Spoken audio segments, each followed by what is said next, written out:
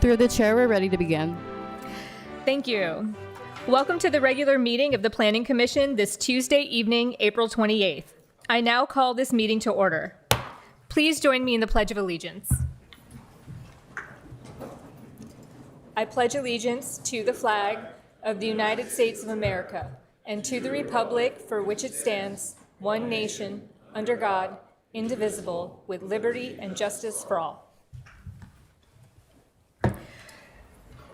Before we begin, I would like to share that pursuant to California Government Code, Commissioner Maxwell Shamkel will participate in this meeting remotely from 926 J Street, Sacramento, California, 95814, where an agenda has also been posted.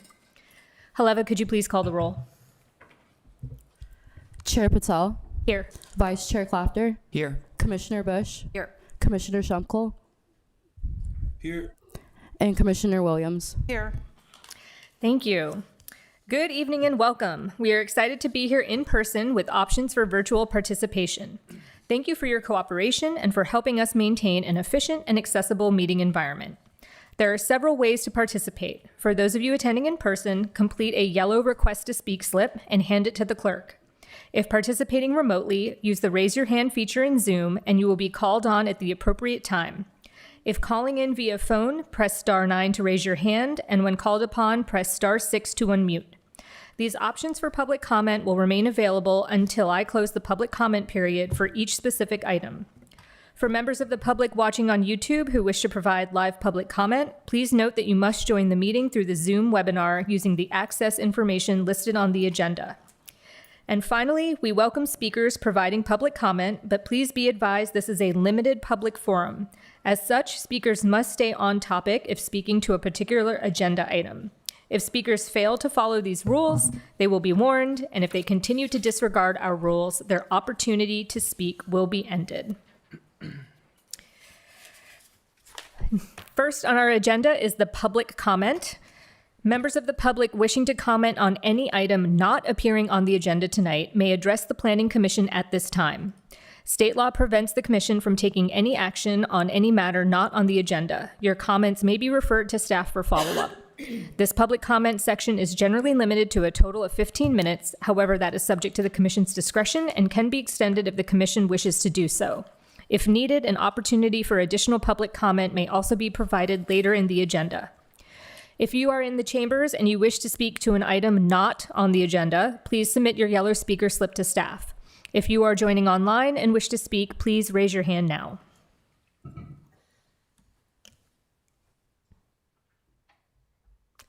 Haleva, do we have any members of the public wishing to speak on items not on the agenda? Through the chair, we have no public commenters. Okay, great. Then we will go ahead and close the general public comment. The next item on our agenda is a public hearing. Item 1, 445 South B Street, Bespoke, new mixed-use development with a 7-story affordable housing building and a 6-story office commercial building, PA-2023-012. We'll start with a staff presentation, followed by an applicant presentation, and then public comment. Members of the public are given 2 to 3 minutes to speak, depending on the number of speakers. Once the public hearing is closed, I may ask the staff to respond to any public comments, and the Commission will ask clarifying questions, deliberate, and render a decision. If a decision is made tonight, the decision can be appealed to the City Council within 10 calendar days. Can we go ahead and start with the staff presentation? Thank you. Good evening. Thank you. Good evening, Planning Commission. My name is Rachel Horse. I'm the Housing and Neighborhood Services Manager. I'm joined by Elaine Ling, Principal Planner. And we will be reviewing the 445 South B Street project known as Bespoke.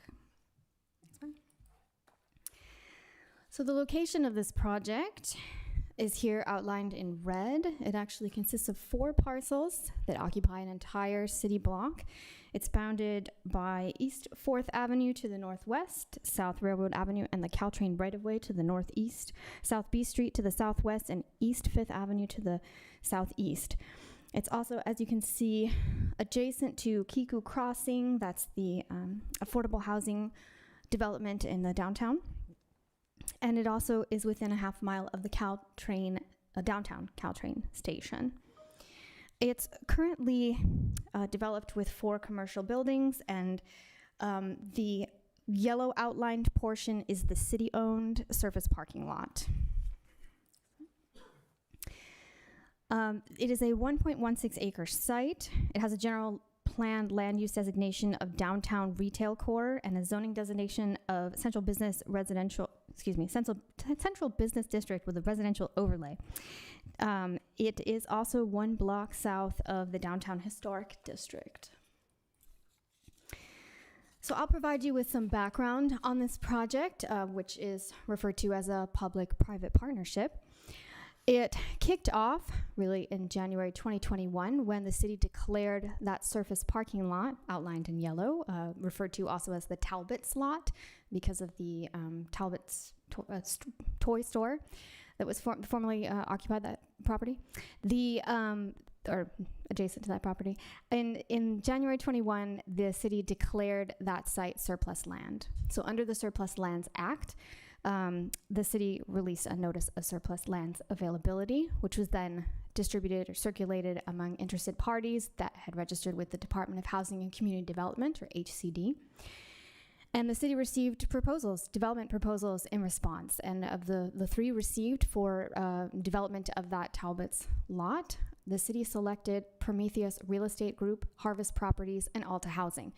That's a developer team consisting of Prometheus and Harvest and Alta Housing as an affordable housing developer to develop not only the Talbot site, but also because Harvest and Prometheus were able to acquire the adjacent sites, that entire block that we see, that we showed in the first slide. The City Council also directed staff at that time to enter into an exclusive negotiating agreement with those parties, and we have been in that ENA, as it's referred to, ever since. And just pointing out some key milestones, but not by no means the only milestones in the process.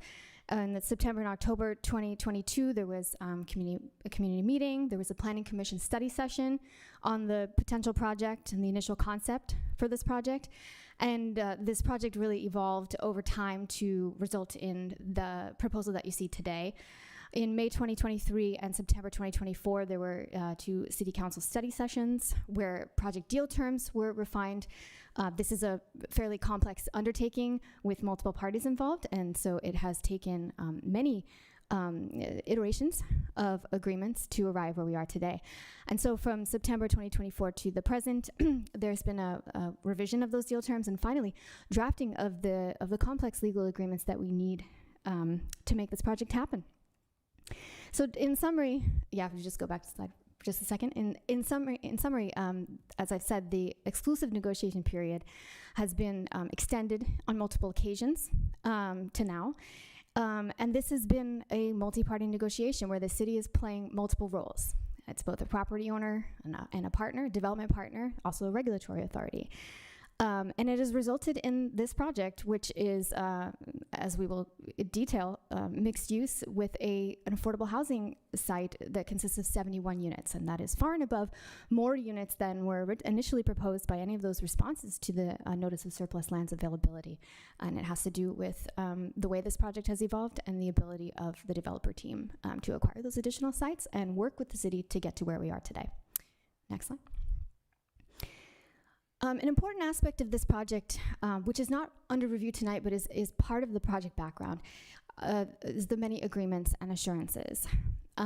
Because this is a phased construction on a shared podium. There's going to be an underground parking garage and podium upon which the residential superstructure will be built and also the commercial superstructure. That means that the affordable housing depends on the completion of that garage, and it also depends on its ability to assemble public financing. Not only low-income housing tax credits, but also state and local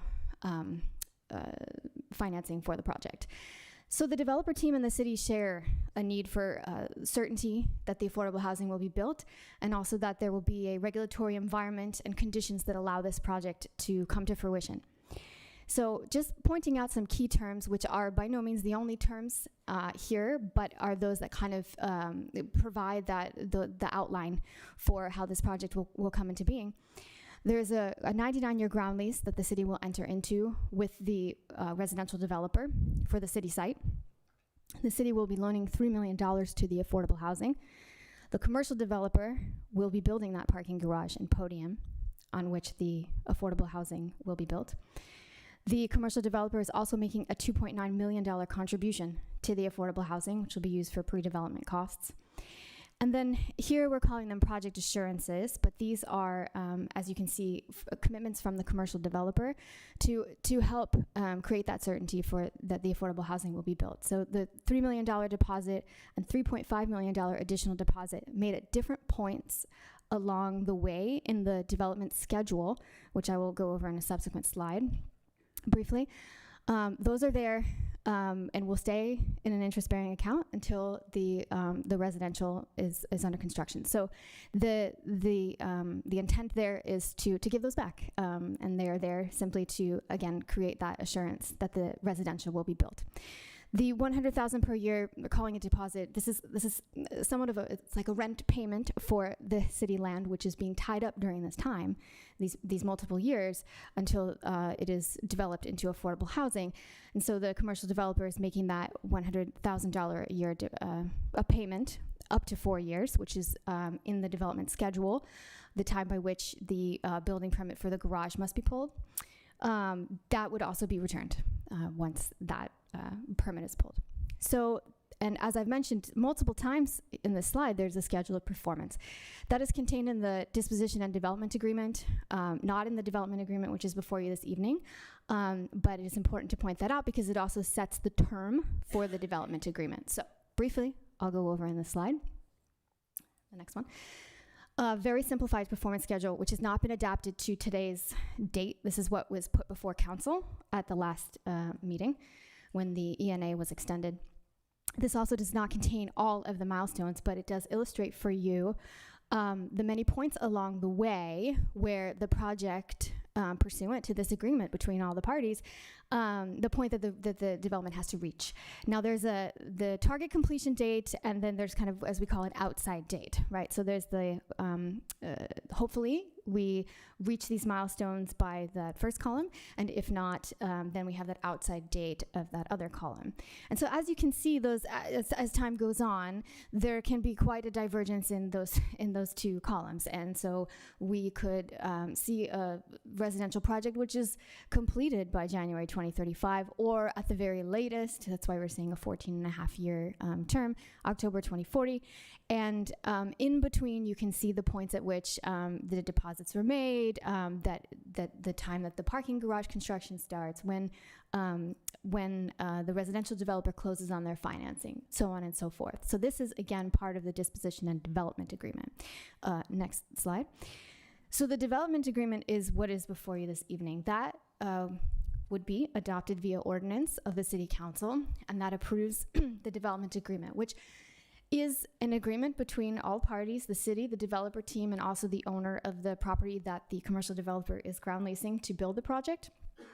And the intent is to provide assurance that the project can be built as entitled, and importantly, that the project will be subject only to the laws, policies, and regulations that are in place on the effective date of the DA. So that term of the DA is, as you were shown in that simplified performance schedule, is up to 14.5 years with an extension for what are referred to as force majeure events. So those are defined as those events which are outside the control of the developer. So that hopefully gives you some context for one of the items which is before you this evening and its purpose. And now I'm going to hand it over to Elaine. Thank you, Rachel. Now we're moving on to project description. The application included a 7-story, 100% affordable housing as shown on the left side of the rendering, and a 6-story office building as shown on the right side of this rendering. The project also includes improvement in the city's right-of-way and an underground parking garage that spans both the residential and commercial parcels.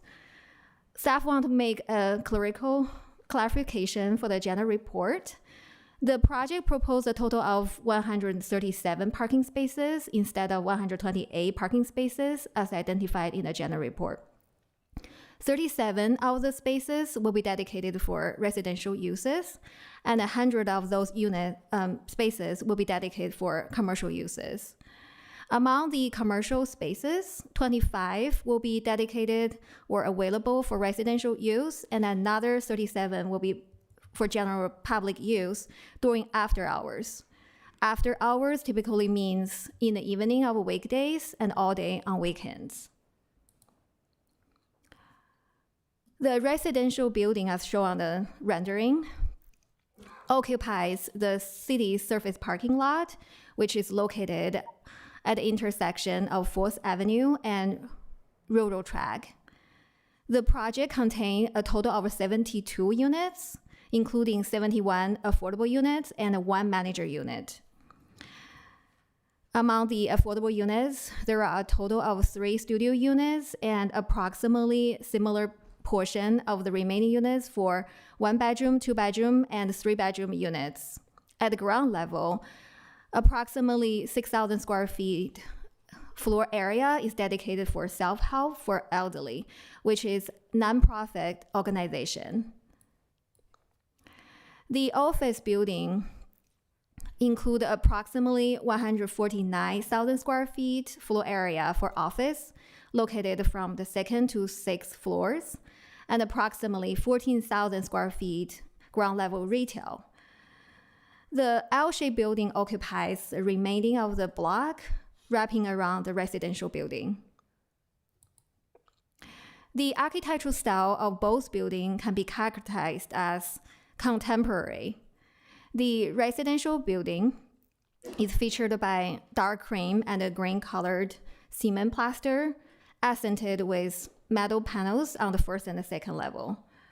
The office building is featured with intensive glazing, top-level step-back, and a variety of material and massings to reduce the total bulk and increase the visual impact and interest.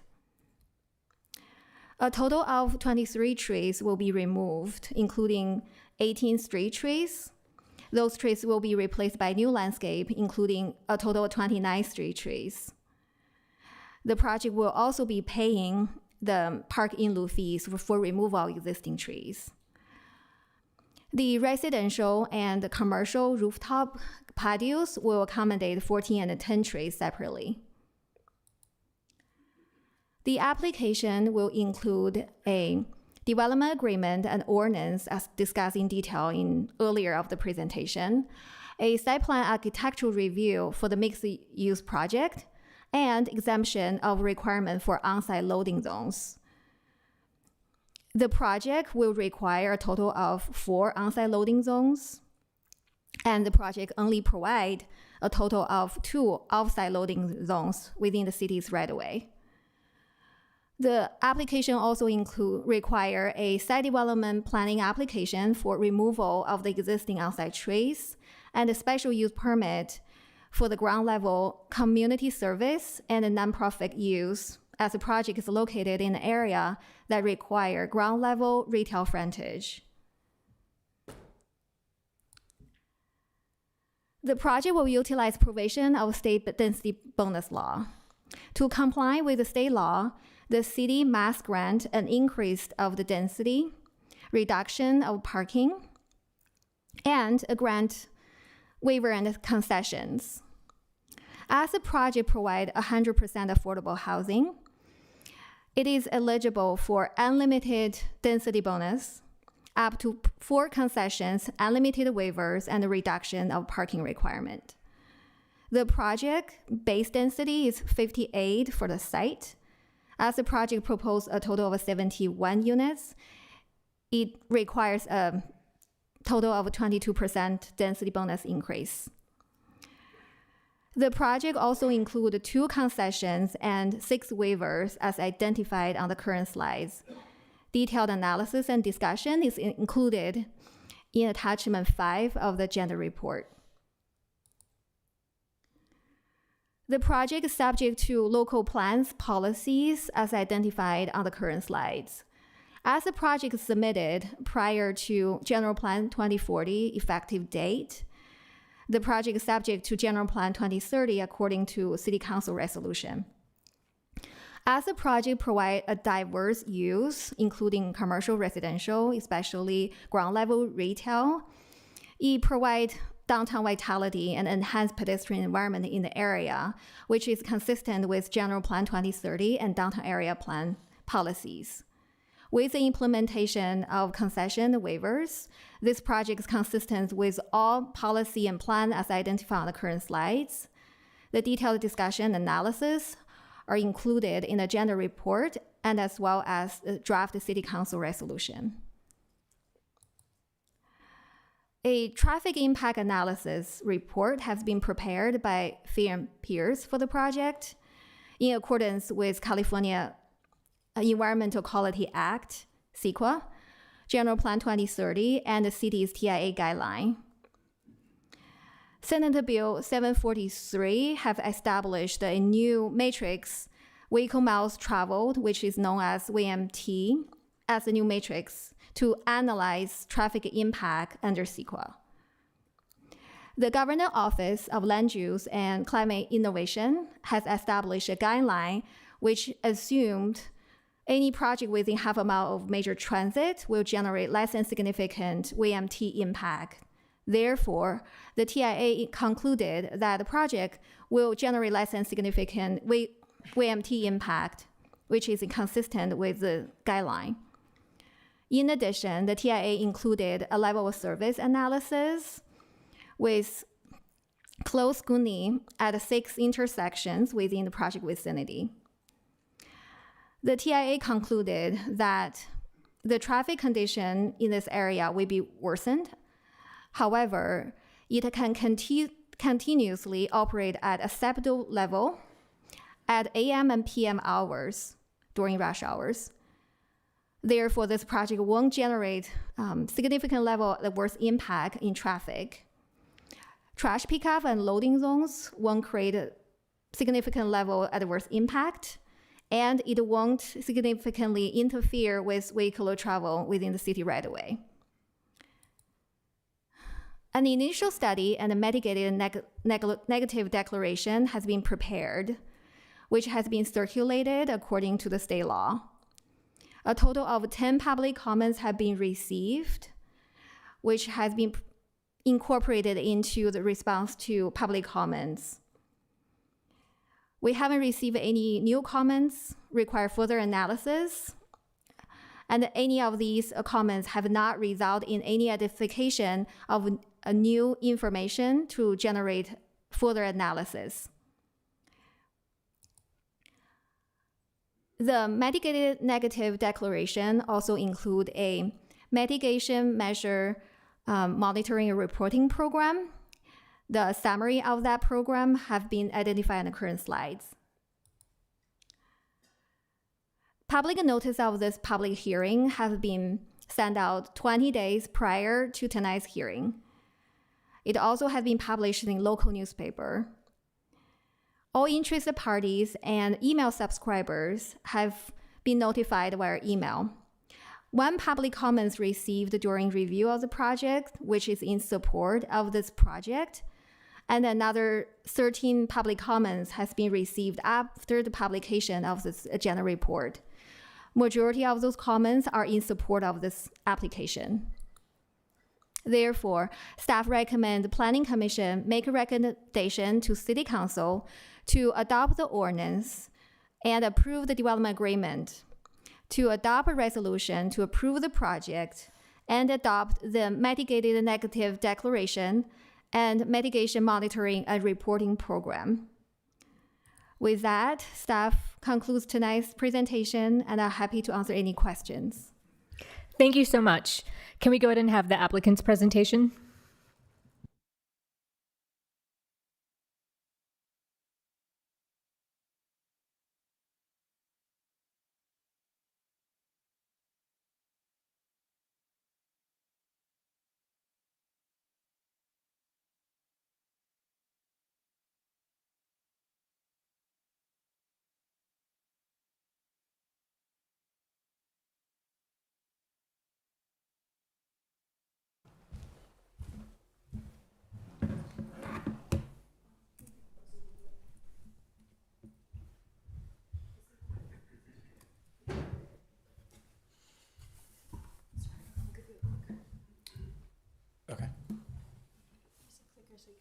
Wonderful. Thank you. All right. This is- Does it go down?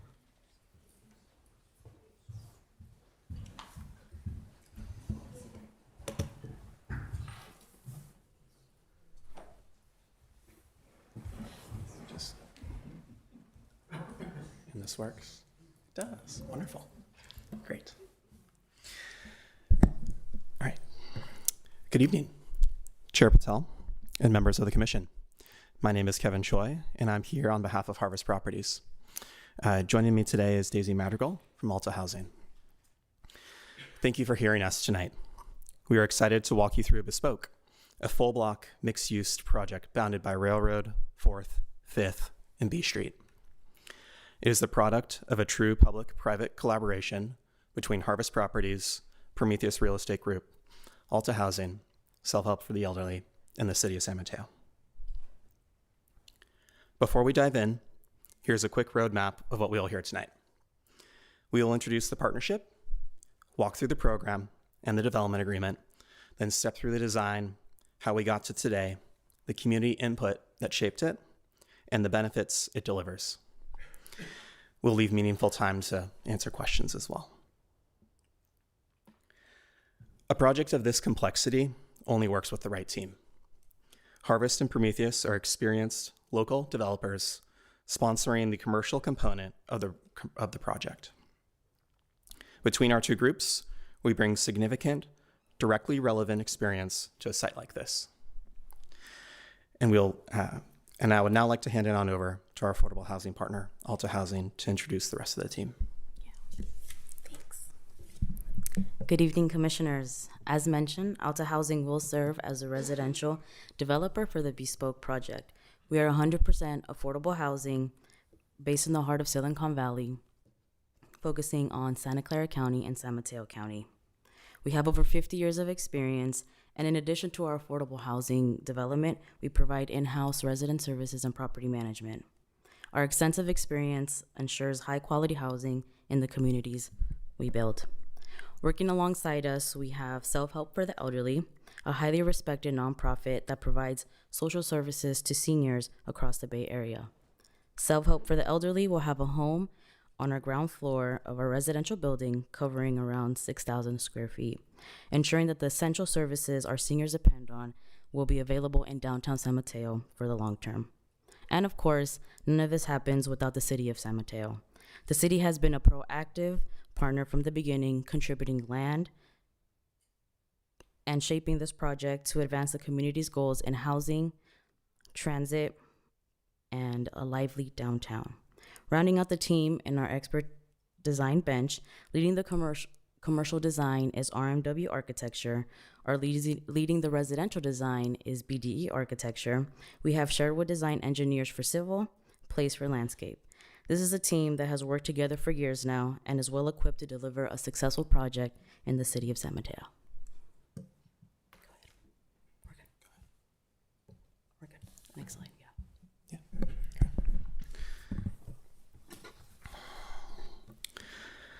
Thank you, Daisy. Alongside the residential building, the commercial component delivers about 149,000 square feet of Class A office across 6 stories. A 70-foot street wall stepping up to 85 feet in the interior, designed to concentrate high-quality jobs immediately adjacent to Caltrain in downtown. At the ground plane, we are delivering 18,000 square feet of community and retail use, roughly 13,000 square feet of curated retail to energize B Street, 4th Avenue, and 5th Avenue, and a 5,000 square foot permanent home for Self-Help for the Elderly.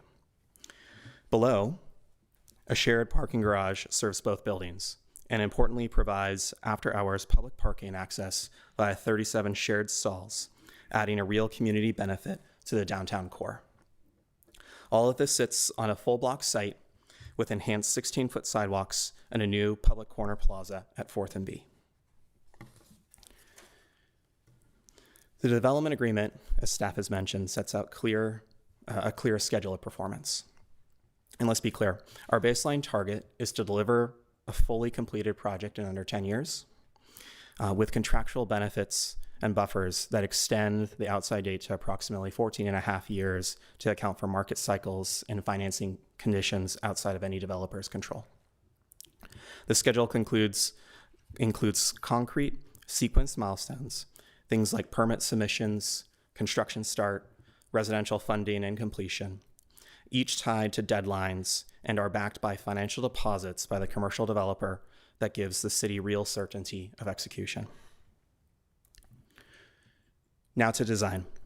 The single most important thing that we can do on a site like this is get the ground plane right, because that is what the community actually experiences every day. At the ground plane, along 4th, B, and 5th, we are delivering 13,000 square feet of curated retail with 16-foot widened sidewalks, outdoor seating, and lush landscaping. The intent is a premier destination, the kind of street life that turns a block into a place people want to linger rather than just walk past. At the corner of 4th and B, we are creating a new 1,800 square foot public plaza, a true space for gathering anchored by retail frontage on both sides. This matters strategically. The plaza serves as a bookend for South B Street, anchoring and continuing the growth of downtown in a direction the city's general plan has long identified as a priority. Stepping back and looking at the commercial building as a whole, the 149,000 square feet of Class A office is intentionally broken down into 2 main blocks centered on the leasing lobby at the mid-block. That split in massing is then accentuated by materiality, the way the brick, glass, and metal panel work together to give each block its own identity while still reading as a coherent building. Bespoke's massing and height fit comfortably within the established neighborhood fabric.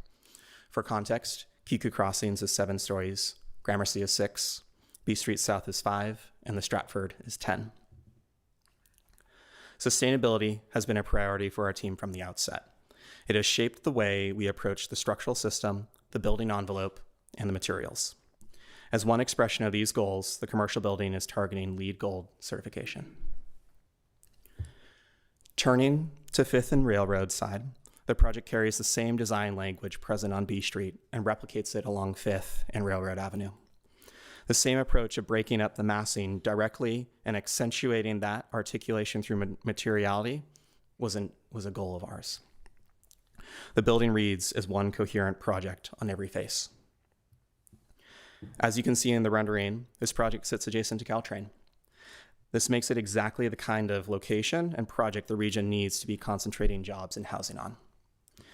As mentioned in my previous slide, sustainability has been a priority for this team and this project. One of the most impactful ways that this project exhibits sustainability is by the selection of mass timber as its structural system. Mass timber is the sustainable structural choice that is still rare at this scale in the Bay Area, and one that we believe is the right choice for a transit-served commercial office building in 2026. With that, I'll hand it back to Daisy to walk you through the residential building.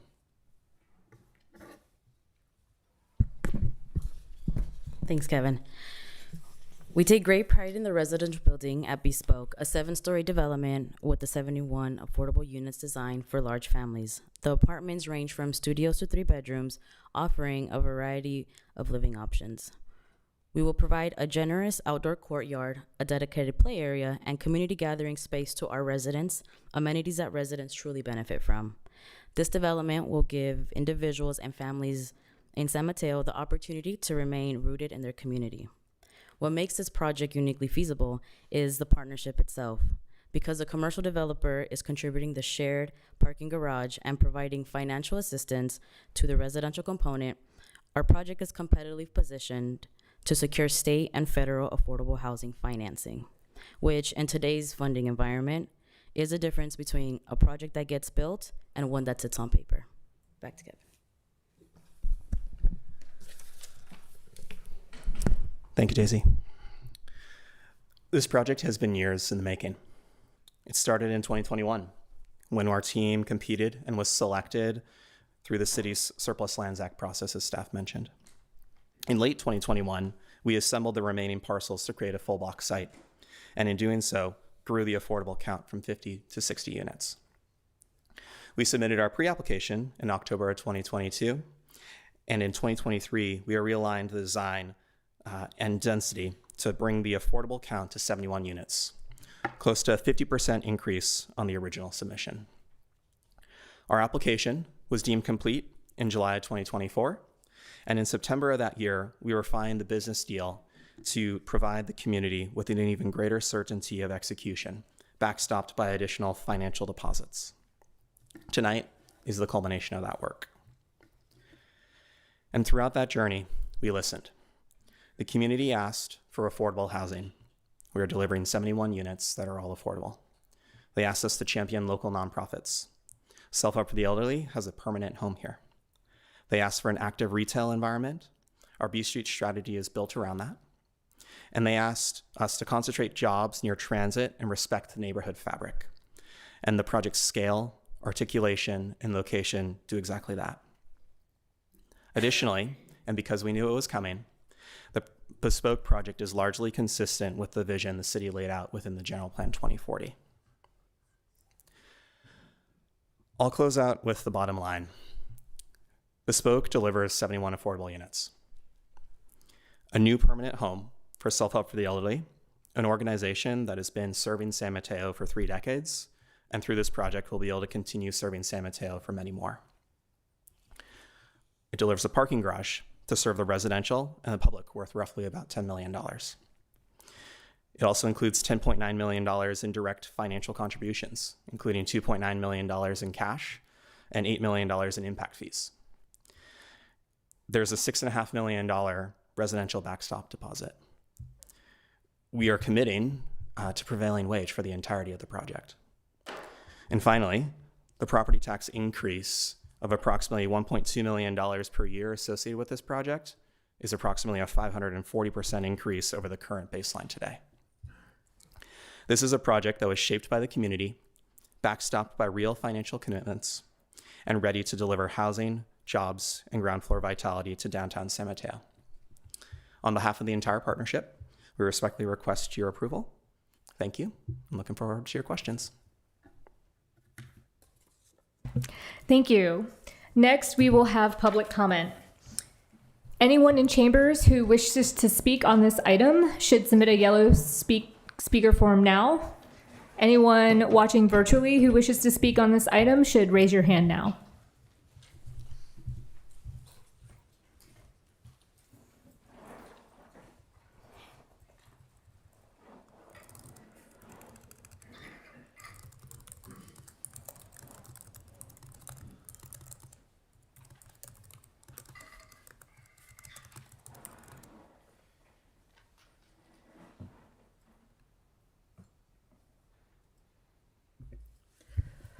Through the chair, we have 9 public commenters, both in person and in our virtual environment. Okay, thank you. I believe with our time limits, that puts us at 2 minutes a comment, if I remember correctly. 3 minutes a comment.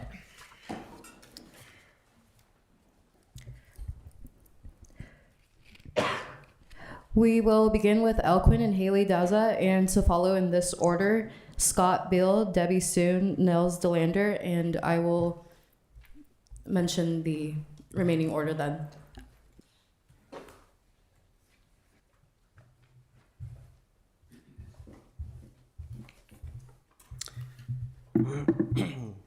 Good evening, Commissioners.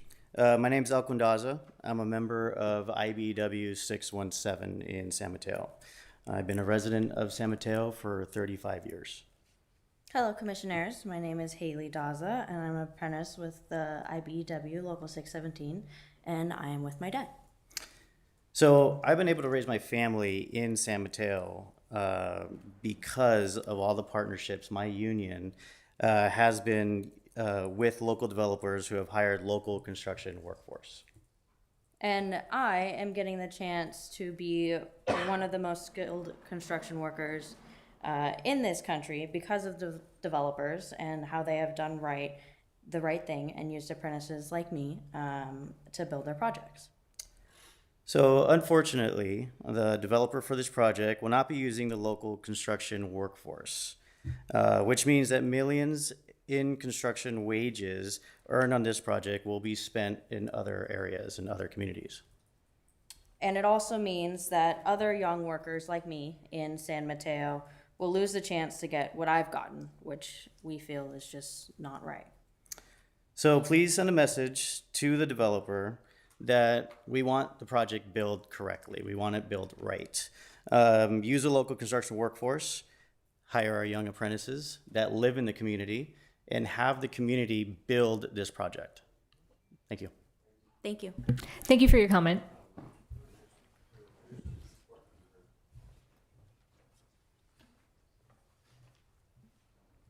Oh, good evening, Commissioner Patel, the other commissioners. My name is Debbie Soon, and I am also a native of the city of San Mateo. I am on the advisory board of Self-Help for the Elderly here in San Mateo, as well as a board member of the corporate group, which is a 501c3 in San Francisco, also Self-Help. Self-Help was founded in 1966 and promotes independence, well-being, and dignity for older adults through culturally aligned programs and services which now serve over 50,000 seniors every year in the peninsula and the East Bay. At the San Mateo Center in the Central Park, which was established by my mother, Roz Koo, in 1992, its primary focus has been to combat food insecurity experienced by financially challenged seniors, many of them homebound. We do this through our in-center and home delivery programs, which will serve about 23,000 seniors this year. Additionally, through consistent human contact and providing emotional touchstone for each of those seniors, we try to minimize the loneliness and isolation felt by so many of our older citizens. Since our founding, San Mateo Self-Help has broadened our services to include free periodic health checks, in-person virtual classes, especially during the pandemic, which range from Peking opera to ballroom dancing, from ping pong to Chinese literature, classes that are open to all to create a vigorous and stimulating environment. We have also actively engaged with the San Mateo community at large, helping to found the now annual Lunar New Year celebration on B Street. I hope many of you have come, and the August Moon Festival and Walkathon in Central Park. We wanted to take this opportunity to thank you for your support all these years. Ironically, as this project kicked off was the moment when my mother passed, but I know that she's very happy right now. You are helping to ensure that San Mateo Self-Help has a permanent home within the Bespoke project to allow us to continue to fight loneliness and isolation felt by too many seniors and to promote their health, their independence, and dignity in years to come. Time waits for no one. Please act now to eliminate the uncertainty of our future. Thank you so much. Thank you for your comment. Scott, Bill, if you're still here, you can come to the podium. Thank you.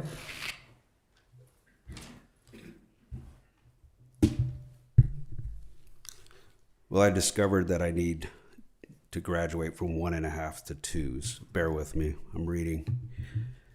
Good evening, commissioners. I'm Scott Beal, and I'm a business representative for UA Plumbers Local 467. I'm speaking tonight for a few hundred San Mateo residents who are members of my union, along with the electricians, sheet metal, and sprinkler fitters here in San Mateo. Our group is known as MEPS. These residents have entrusted me to be an advocate for the projects that promote sustainability, equity, and help create a robust local economy. We have been one of the region's strongest advocates for policies that encourages the construction of more housing.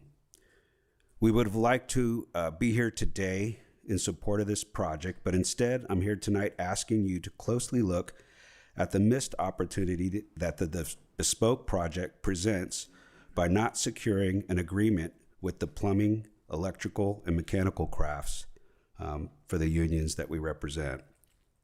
Despite the fact this project will be built with prevailing wages and using union carpenters, the developer has chosen not to work with us. This project, being prevailing wage, should make for a light lift for the developer of Bespoke to secure an agreement and provide opportunities for all crafts, a community benefit that would continue to pay dividends long after the projects get built. I thank you tonight for listening, and that's it. Thank you for your comment. To follow Scott, we'll have Nels DeLander, Armando, and Tom Traer.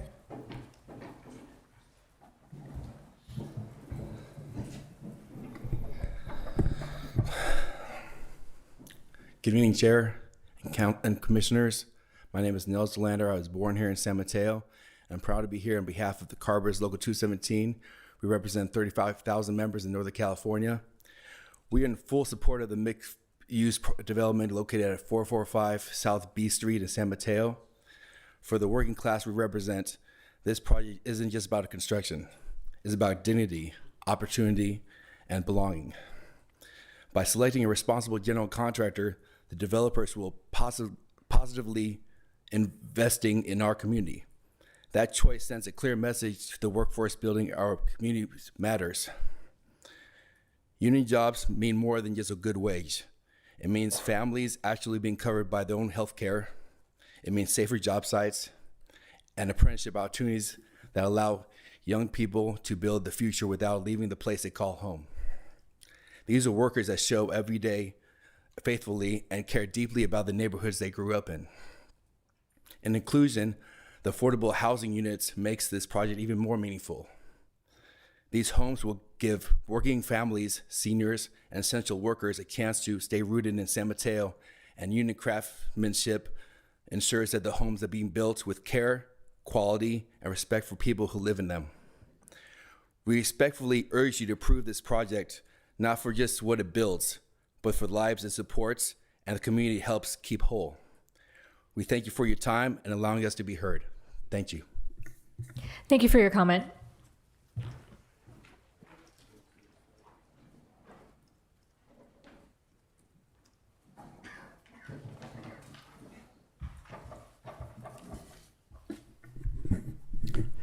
Good evening, Chair, fellow planning commissioners, staff, and all in attendance this evening. My name is Armando Murillo. I'm a field representative for Carpenters Local 217, which covers the beautiful city of San Mateo. I'm here this evening to express support for the affordable housing project at 445 South B Street and to commend you all for doing the right thing by your citizens and neighbors alike. By adopting this ordinance to approve the development agreement associated with the construction of this development, the Planning Commission will help to alleviate San Mateo's housing need and is also showing the community that it understands that projects like this one, which will use a responsible general contractor, one who is and has been committed to supporting its workers by providing livable area standard wages and benefits, along with along with affordable health care, and also supports our state certified apprenticeship programs. We need to keep in mind that the men and women who will build this project are not just a hired hand, they are our neighbors too. Thank you very much. Thank you for your comment. Yep.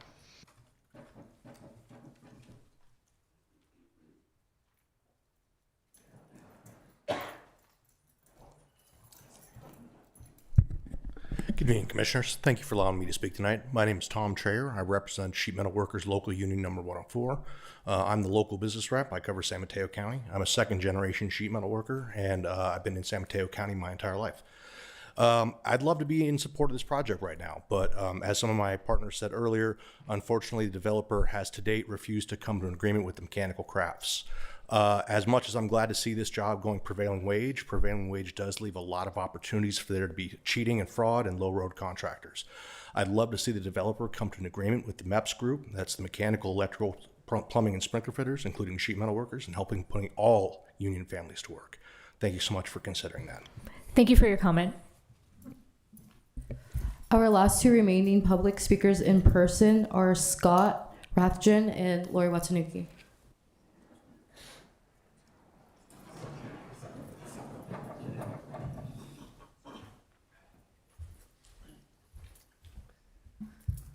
Good evening, Commission. Thank you for the opportunity to speak. I'm speaking in support of this project. I have lived in San Mateo County my entire life. I'm currently a resident of Belmont, and my daughter is 18, my son is 15. My wife was a stay-at-home mom for well over 13 years. That does not happen in San Mateo County without prevailing wage and without standards that give health care to not only the worker, but all of his family members. And that's why I appreciate you guys backing this project. Thank you. Thank you for your comment.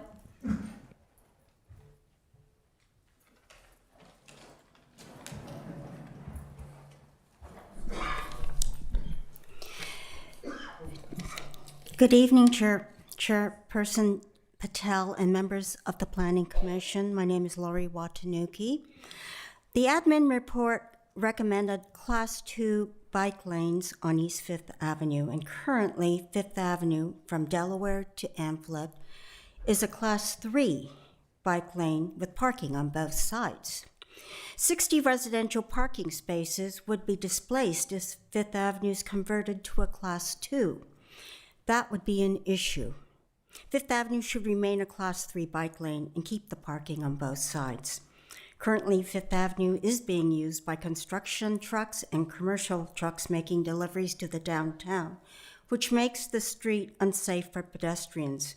We need stronger mitigation measures to address this cut-through traffic.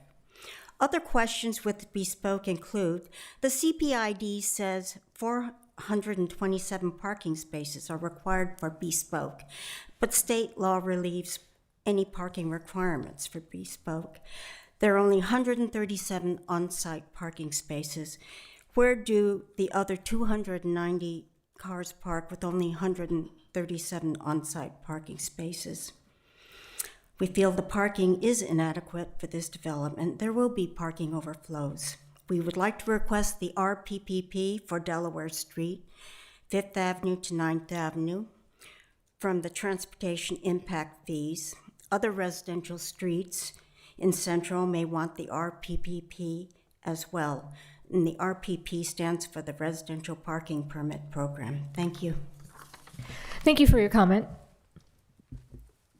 And lastly, our public commenter participating via Zoom. Ollie, you may unmute yourself.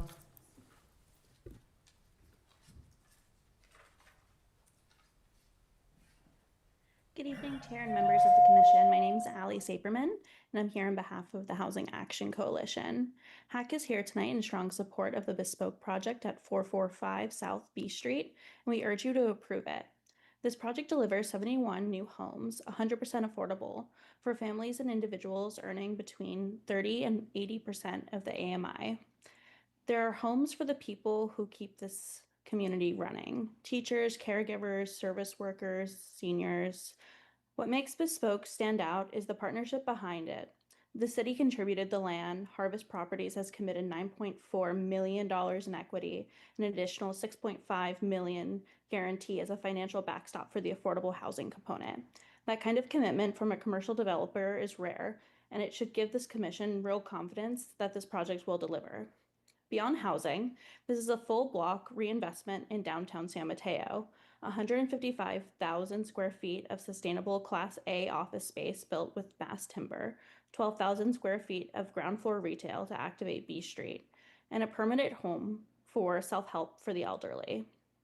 The project team has committed to prevailing wages and has been through the years of community outreach and design refinement to get here. This project has been in the works since 2021. The application has been complete, the environmental review is done, and the deal and terms have been approved by your city council. Further delay puts 71 affordable homes at risk in this housing cycle. Tonight, you have the opportunity to turn years of planning and partnership into homes. We urge you to take it. Thank you so much. Thank you for your comment. That was our last commenter, correct? Okay, and with that, I will go ahead and close the public comment. So next up, we have clarifying questions from the commission. I think since we have a remote participant tonight, in general, Max, I'm going to suggest that you go first, if that's okay with you. Yes, that's fine. Good evening, everyone. Thank you, staff, for the detailed presentation, as well as to the applicant. Just a clarifying question for staff. I heard mentioned, just wasn't, if you could elaborate a little bit more in regards to the the effect of the traffic, that it'll be worse at some periods during the day, in the morning or in the evenings. Could you speak to that again, please?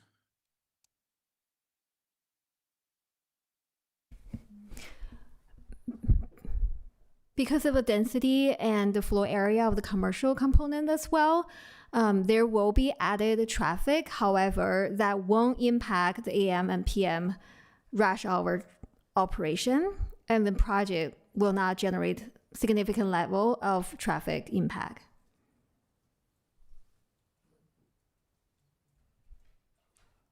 Okay, thank you. Seema, are we also asking questions to the applicant right now, or just the staff? Yes, yeah, why don't you go ahead and ask all questions right now? Just a question for the applicant in regards to self-help for elderly. Just curious, what other nonprofits were engaged? How did you come about selecting self-help for the elderly?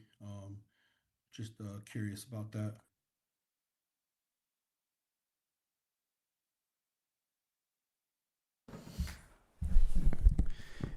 Thank you, Commissioner.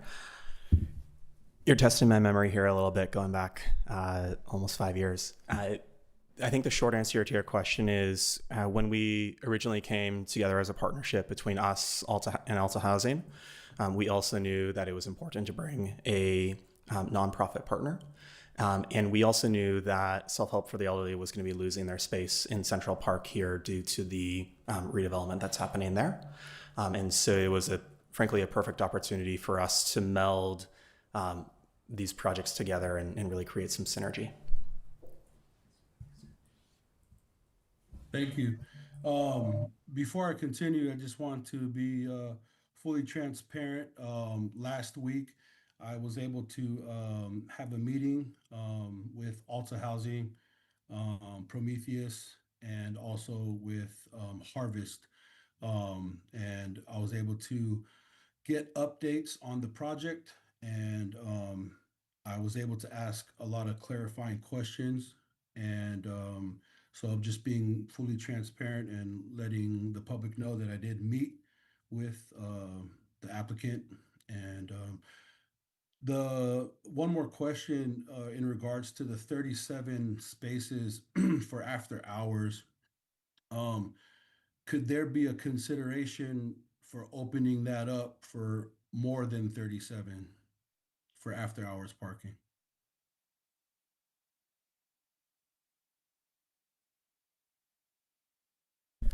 So the commercial component includes 100 stalls in total. Of that, I believe the breakdown includes 25 stalls, right, that are going to be shared with the residential. So there's 25 in addition to that 37 that you just mentioned that are being shared. They're just being shared directly with the residential use, which we felt was really important and staff felt was important to meet the parking requirements for the affordable housing. Then beyond that 25, so we're down at 75 right now, there were approximately 28 spaces, I believe, that are stacker stalls. those stalls are just not really fit for sharing with the public, just due to the mechanical nature and the way those stalls need to be used from a functional perspective. And then finally, there were just a few remaining stalls that were set aside for the commercial development that would allow commercial users to be able to have a place to park and go to work after hours if they needed to do something like that. So that left us with the 37, which is what we're able to offer. Thank you. And while I got you up there, just one more follow-up regarding the, maybe Alta could speak to this a little bit, but the affordable housing state funding, and I know that there's certain type of ranking for different projects. Are you all confident that this project will be among those at the top of that list for securing that funding from the state? Yeah, so the timeline that was proposed was something that included a buffer, which pretty much allows you to give you a second shot at some of the funding applications that we'll be going for. Unfortunately, a few of our funding applications only come once a year, so that timeline that we propose does include buffer. So if we, for some reason, don't happen to get the first round of funding, we'll be able to have some buffer to kind of wrap that up in the second round for both state and tax credits. Thank you. Those are my questions for now, Seema. Thank you, Commissioner Schamkel. Who on the dais would like to go next? Commissioner Williams? I can go next. Let's see. Thank you for the presentations. And I also met with the applicants and the team, including Prometheus, Alta, and Harvest representatives, and got a preview of the project. At the time, it's a brief overview, and I gained so much more detail reviewing the packet now. So I have a few questions. One thing that's kind of near and dear to my heart is windows. So in looking at the floor plans and the design of the residential units, I have a question related to one of the units, which I brought up when I saw this project, I don't know how many years ago it was. And my question is, could a one-bedroom unit be modified to be a studio unit? There are 5 one-bedroom units that have an unusual little dog leg in the bedroom floor plan. And if that was a studio unit, the bedroom would have an adequate window and, visibility to that window from the rest of the bedroom. From the rest of the space. So I guess that's a question for the applicant. Probably I think it would be a total of 5 one-bedroom units that would be revised to a studio. Yeah, so in our experience, one bedrooms are a little bit more desirable than studios, and it does become a lot easier for our resident service team to lease up a one bedroom versus a studio when that time does come. Even with, a minimal window, a tiny window in the bedroom? There's one Is there a floor specific- plan, in the corner, which I remember it, came up previously, and it has it must meet egress or it wouldn't be in the plans, I'm sure, but it's that's a basic thing. But anyway, It's a lot. It's because detail. because the studio does limit the amount of individuals that can be in a studio bedroom versus a one bedroom. A one bedroom usually allows up to 3 people, which is a little bit more than what a studio allows. So that's why it'd be more desirable for applicants. Okay. Was there anything else related to that? I just wanted to, my name is Carlos Castellanos, Vice President Real Estate Development at Alta Housing, and I wanted to just also mention that the difference between a studio and a one bedroom affects the ability of for us to gather some of the financing, and that the one bedroom does allow us to be able to leverage more of the the state tax credit, federal tax credits, and so it does make a difference as to whether it's a studio as well for the financing aspect too. Okay. Okay. Thank you for that. Let's see. I mean, I think these other things were kind of answered. Oh, okay. I did have a question about the schedule because the slide went by kind of quickly and I missed what is the starting point of the 10-year time frame. It's kind of, it's a long time for construction of a project, and I was wondering, when does that 10-year start? Thank you. I can help answer that. The timeline starts on the effective date of and I might need a little help in actually defining when that effective date is. So it's of the development agreement. So this project goes to City Council on May 18th. And the City Council has to adopt an ordinance for the development agreement, and then it becomes effective 60 days later. I'm looking at legal. Or 30 days later? 30 days later. And so we're working from that effective date. Okay. Yeah. Okay. So it's not simply a construction schedule, obviously. Right. Yeah. Okay.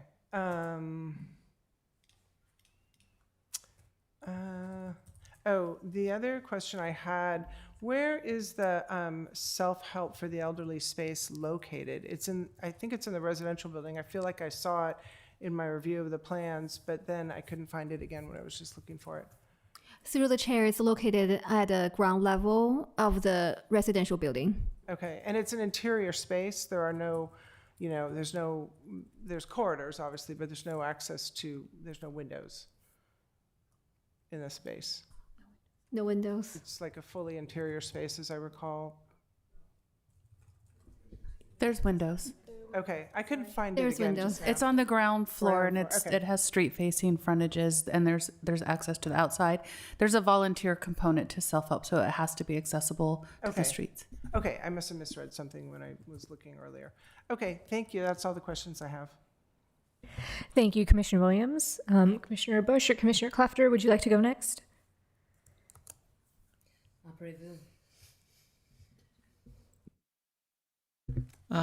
So I want to thank you. Was it?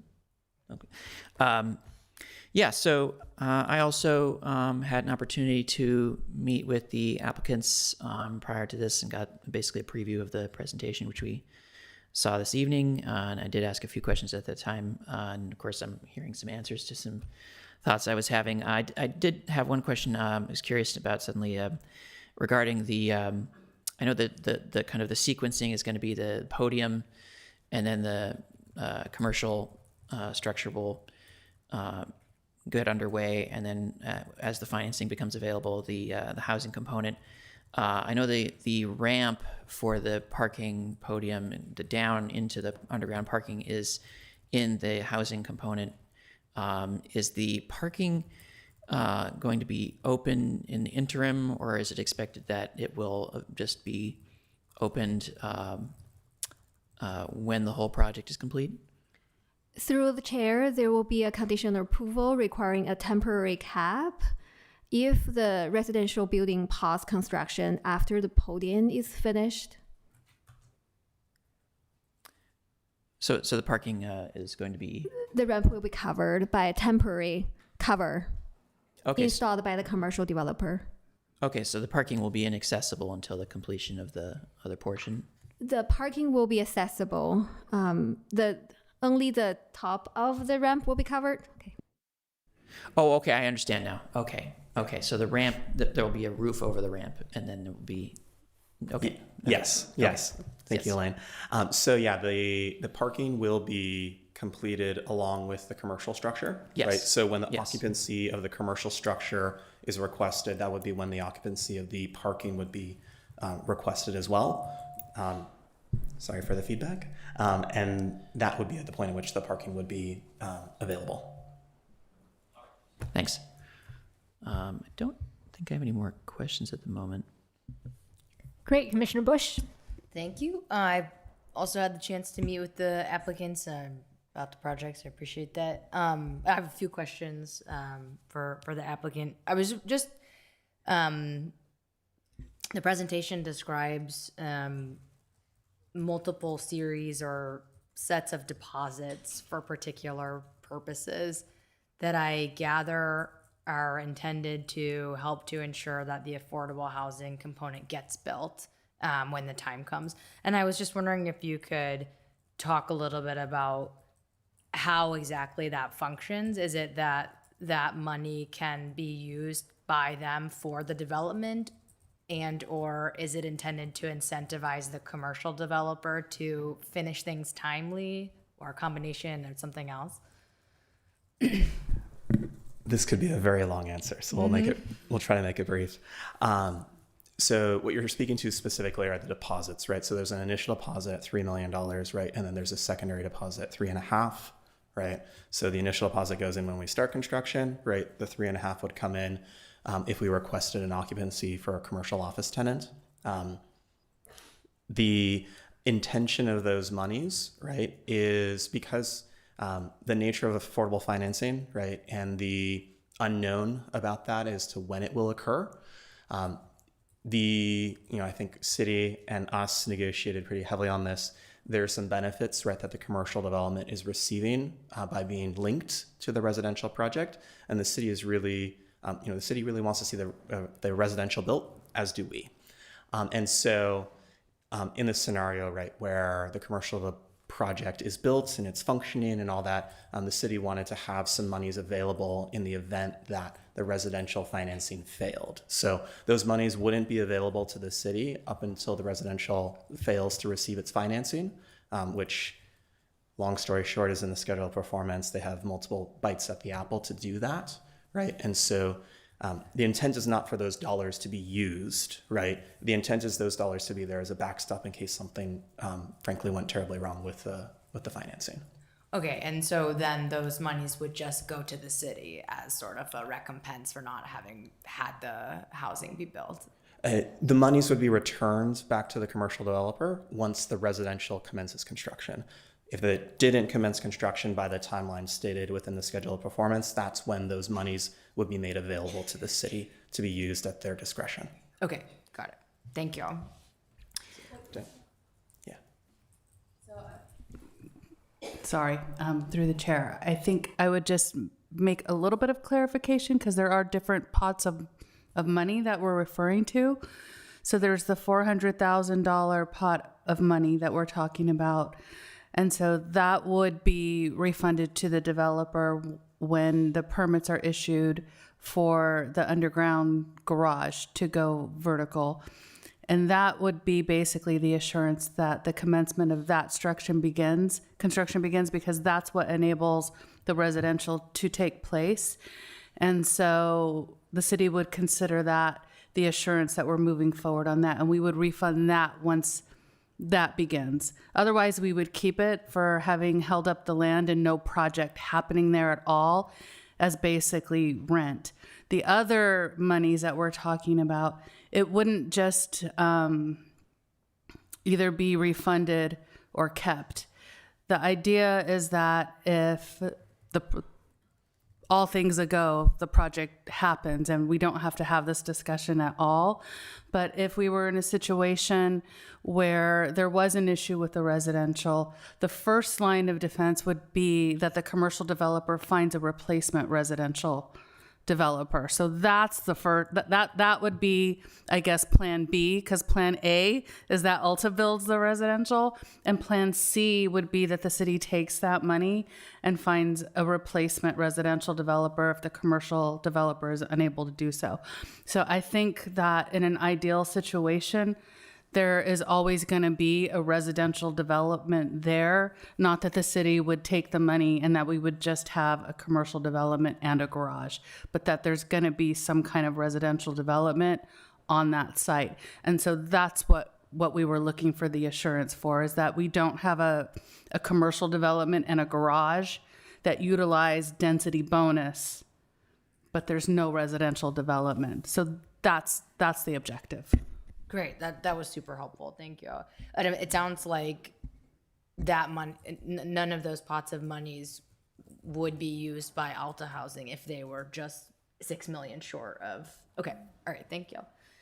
And it also sounds like if the one of my other questions is what happens if no housing is built there? The city owns the portion of the land that the housing development is going to go on, and if for whatever reason it doesn't get built on the timeline, that's the city's land, right?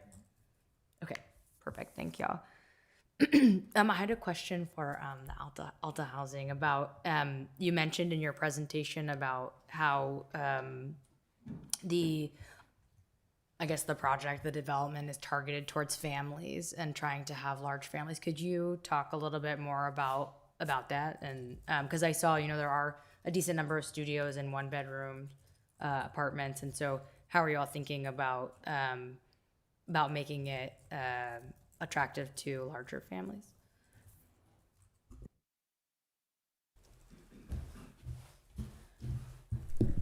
Yeah, so large families is what TCAC is requiring at the moment to be a little bit more competitive. Specifically, more than 50% of them need to be 2 bedrooms and 3 bedrooms. Okay, great. And then like with some of the amenities too, like the playground and things like that. Are there other sort of things that you guys think about when you think about making some, development family friendly? Yeah, so the amenities that we do provide are keeping in mind that it is going to be serving individuals as well as families. So like we've mentioned, our in-house resident service teams, coordinators, they do provide additional programs for all of our residents, whether that's after school programs for the kids or it's specific needs from families. They will go ahead and reach out to our resident service coordinators and property managers to get that situated. So it allows families to be able to use, the large families to be able to use resources and the amenities that we provide. Awesome, thanks. And could I just add, Yeah. Chair, that TCAC is the California Tax Credit Allocation Committee, just for those of us, yeah. I just accept that the acronym. I just try and use the context. It's fine. Another question for the applicant. We've heard several comments from folks who are members of unions. Could you just describe kind of what the nature of the agreement is with respect to prevailing wage, with respect to union shops, just so we're all clear? Yeah, so I'm happy to speak to that, and thank you, Commissioner. The project, as I mentioned in my presentation, is committing to prevailing wage labor for the entirety of the project. The city requirement, right, is prevailing wage. So if the city was doing a project by themselves, right, their standard and their requirement would be prevailing wage. For this particular project, that would translate to the affordable housing, right, as being prevailing wage. And so we as the commercial developer chose to include prevailing wage as a requirement for the commercial component, which was another benefit that we chose to offer. But I think one of the comments mentioned that you have committed to using union carpenters, but not union mechanical engineers or workers, Yeah. I forget, MEPs. Could you talk to that? That is correct. We do have an agreement with the carpenters. And as it relates to the MEPs, we have been engaging with them and talking with them. And as mentioned, we have not come to an agreement from that. As you know, the project, financial feasibility is something that we're always considering as well. We are happy to continue those conversations with those groups. Frankly, when it comes to the pre-development of the project, we've hired a union contractor, Swinnerton, to help us with the pre-development component and pre-con construction, and plan to continue to use them kind of moving into the future. And so, yeah. Okay, great. And that was one of the questions I had was a few of the comments were about having hired a responsible general contractor, I think is the framing that they used. That's who you're speaking about, the union contractor shop? Yeah, so Swinnerton does utilize union labor for a lot of the work that they complete, right? And so that's one of the groups that we've engaged with from a pre-construction perspective. Okay, great. Thank you. And those are my questions. Thank you, Commissioner Bush. Commissioner Klafter? Actually, just one more question. I just wanted to follow up with some regards to some public comments that we received prior to the meeting and this evening, just about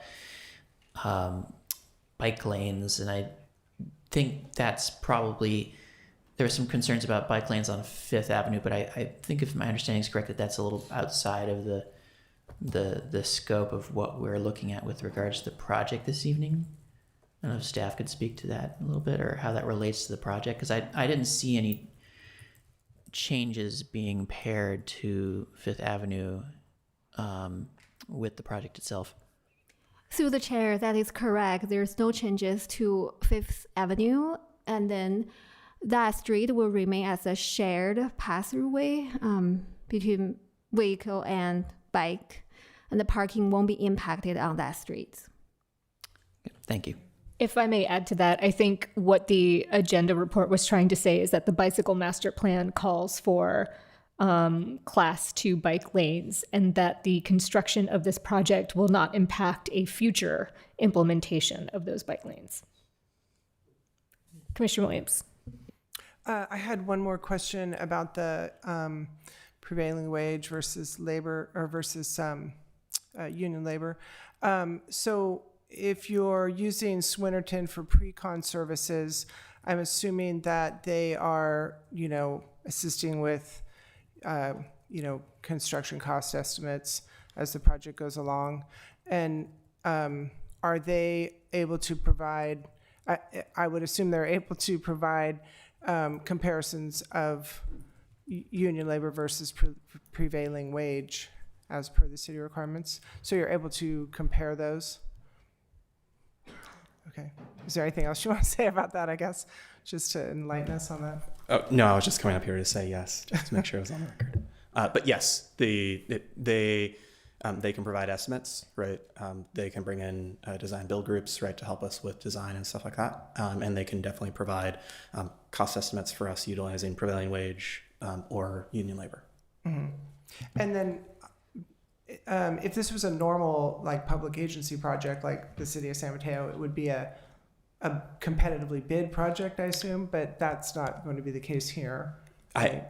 Well, so I would assume, yes, having not been involved in a public agency project, I can't necessarily say. I'm assuming the answer is yes. For our project, we will competitively bid it. That is part of our duty as a fiduciary, right? With receiving funds from other groups that are backing us. So we will competitively bid the project when it comes time to construct. Okay. Okay. Thank you.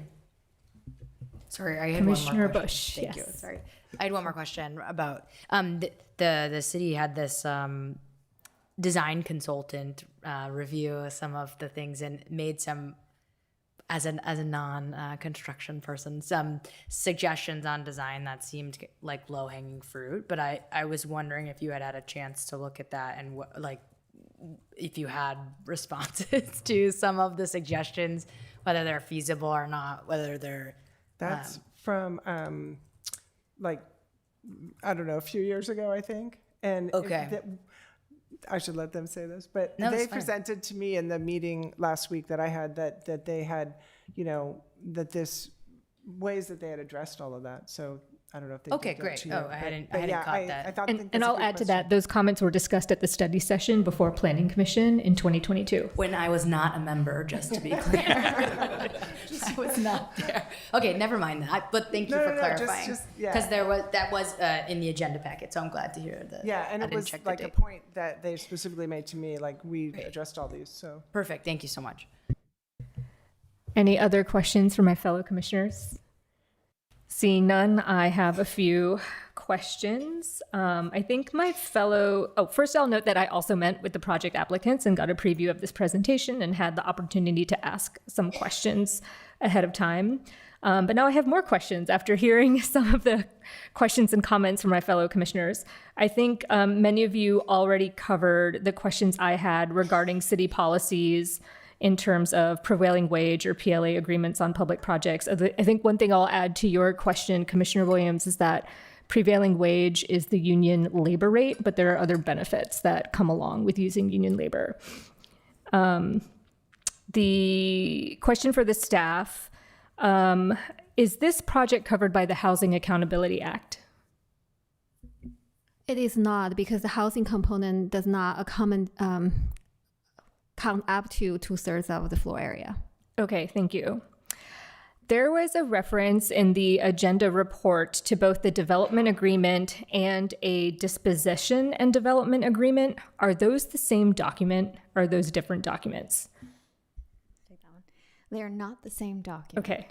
The development agreement is what is in the packet tonight. It's adopted via ordinance, and that primarily speaks to the term of the development. So as we've said, it runs with that schedule of performance, the 10 to 14 and a half years. And it has to do primarily with the regulations or the fees, the policies that are in place at the time of the effective date. The developer is entitled to build the project under those so it outlines exactly, for example, taking an impact fee, right? The city could not exact a new impact fee that came about after the development agreement effective date.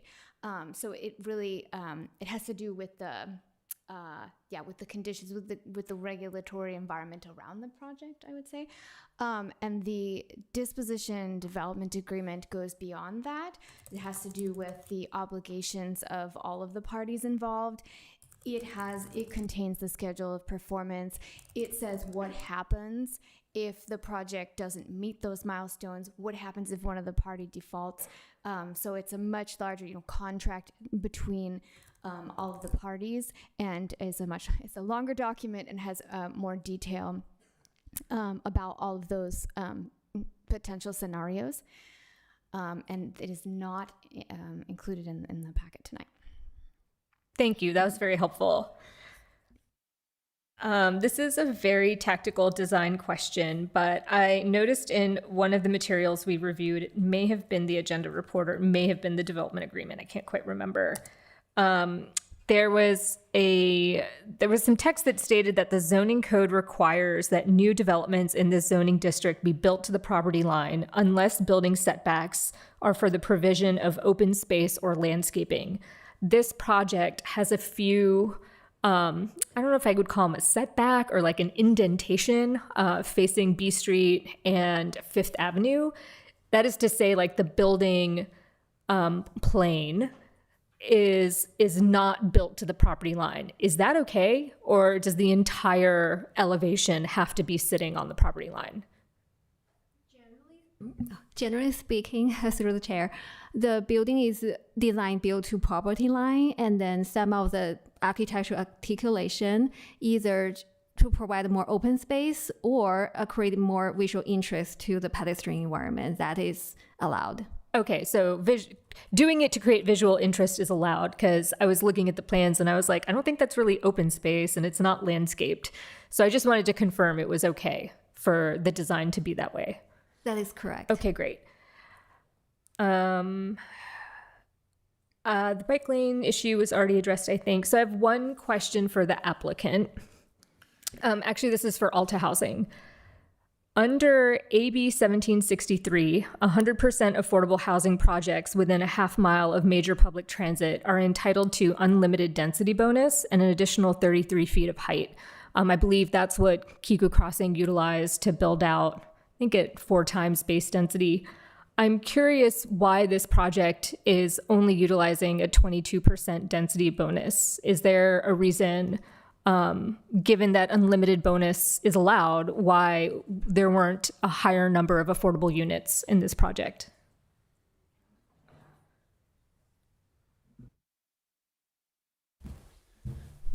Yeah, so anything higher becomes a high rise, which does increase our total construction cost, which makes it a lot more expensive for us. Yeah, so it's basically the going to steel frame is the limit there. Yeah. Okay. Okay, thank you. That was helpful. I believe those were all of my questions. Any final questions from my fellow commissioners? No. Seeing that we're 90 minutes in, I'm going to suggest that we take a 5-minute break and reconvene at 8:36, if that's okay. All right, thank you.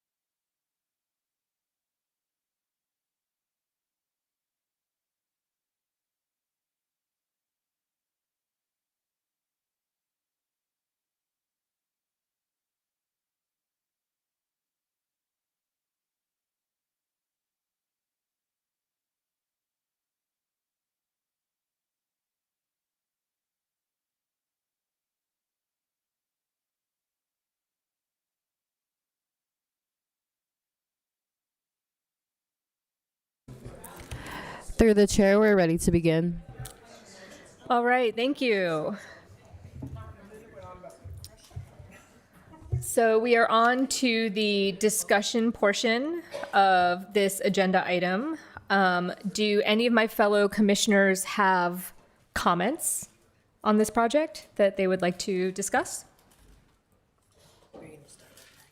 Oh, yes, actually, thank you. Let's start with Commissioner Shumkel. Thank you, Chair Patel. Overall, I think this is a project win for San Mateo and its residents. I like the 100% affordability aspect. I really like the 2 to 3 bedroom expansion on this project. That's a missing piece to a lot of affordable housing is the larger units. So I'm happy to see that on this project. I think the mixed use is a great fit right there with the first floor retail. We can see a track record of the Brick Line project and having Reposado on the first floor. It's a nice little bookend to B Street on that side. And then now we're going to have another beautiful bookend on the other side of B Street. As you're coming and going, exiting and coming out of B Street, you get to pass through these two very nice projects, and kind of left with that taste as you exit out or enter into the downtown. I appreciate the certainties and assurances and the monetary deposits that'll be backstops to just in case rainy day things don't pan out. I think it shows a level of commitment that the applicant has to making sure this project is brought to fruition. Really like the overall project, the 16-foot widened sidewalks, the open plaza. I think it really invites more pedestrian traffic right into that downtown area. So excited to see that. Per the applicant's comments, I was happy to hear that they would like to continue conversations as a community benefit for local workforce. I think it's important to highlight that agreements like that, like Chair Patel had mentioned, the prevailing wage is basically the union rate wage determination from California for public works projects. But something I want to highlight is that these type of agreements also allow for training and local apprenticeship and other training that so it provides a benefit to those who are looking to get into the industry, and so it's a great piece that's an added benefit, and so glad to hear that the applicant would like to continue those conversations. Overall, I think this is a wonderful project, and glad to be here in support of it. Thank you. Would any other commissioners like to share some comments or have any questions for discussion? Commissioner Bush? Sure. I'll just echo everything that Commissioner Shumkel said. Every single point he made, I agree with. I'll also just say you can really tell the work that staff and the development team have put into this, and appreciate the community outreach and the response to community input and sticking with it over a long period of time to get to this point. It really seems like a great project that's gonna do a lot of great things for our city. So I appreciate that. I'll just note too that the Kiku Crossing site, which is right across the tracks, has a significant number of public parking spaces that have opened somewhat recently, and so heard some concerns about parking, but hopefully that will help to alleviate and appreciate that this project even has parking when it's not required. So. And then lastly, I really love reading those density bonus letters with a fine tooth comb. And I just want to salute your density bonus letter here because it makes clear that you are entitled to those things. I can't see you, but congrats to you. Apparently you wrote it. This is the type of detail that I would like to see in density bonus letters, really justifying the waivers and concessions in a meaningful way. So just wanted to applaud that as well. Thank you. Commissioners Clafter or Williams? First of all, I just want to say, big congratulations to everyone who has put in so many years of work to get this project to this point. I think I first heard about this project, 2 years ago, right when I was joining the commission, and got a little bit of a teaser, and I've just sort of been waiting to see when this would reappear, and it's great to see it again. I think there's a lot that I like about the project, the architecture. I remember when I first saw the current iteration of the public housing portion, I said, oh, that looks really nice. I looked at it and said, that in terms of the architecture, really kind of, I think it was described as contemporary earlier, but I also actually see a certain amount of sort of neoclassical, almost to me reads almost like a sort of a early 20th century sort of kind of apartment building like you might see up in San Francisco or in some other cities, and I think that's be a nice addition. And of course, the whole project I think is pretty attractive. I have obviously also I grew up here, so I know that block very well. I'm many times visiting Talbot's and things like that. It's a lot of happy memories going to the store there. I used to frequent other places on the block there, and that parking lot has always been my go-to parking lot when I come downtown to buy a burrito. But obviously with Talbot's going out, a lot of the energy in that block has been lost for a number of years now. And I've always thought that the connection between our really successful several blocks of B Street above 4th has never quite translated south to the other section of B there. And I feel like this project has an opportunity to kind of tie the two parts of B Street together better in a way that they haven't been in the past. So obviously it's going to be a few more years until that would happen, but I'm looking that has that potential, and I'd be looking forward to that. In terms of parking and that parking lot going away, as others have pointed out, obviously we have a brand new parking garage just across the railroad tracks there, which continues to be underutilized. So I feel like there's an opportunity for people who are coming to this building to use that. And of course, I think again, as we extending that commercial down, it'll encourage more people to park there and walk up the street. So yeah, overall, I feel very positive about this, and there's still a ways to go as this proceeds, but I look forward to seeing that progress. Thank you. Commissioner Williams? Sure, thank you. Thank you to planning staff and to the applicants team and to all the public speakers and people that wrote in. Lots of really good information all the way around.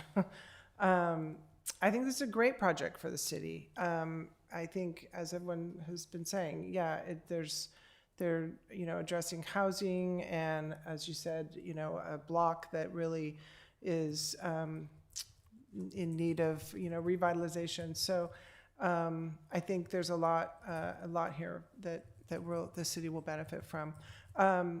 From my point of view, the development application, the agreement seems to be a good partnership that appears to be well protecting the city and providing housing and commercial and of course nonprofit uses. So as I said, I think there's a lot of benefits for the people of San Mateo. I appreciate the speakers that commented on the specifics about union, and also at the dais here, people that spoke about the specifics of union labor. I'm glad also that the conversation's continuing. It seems that, as we heard, it may not, I don't know if it's a big jump from one to the other, but I think considering that union labor is definitely a good conversation to be continuing with the community.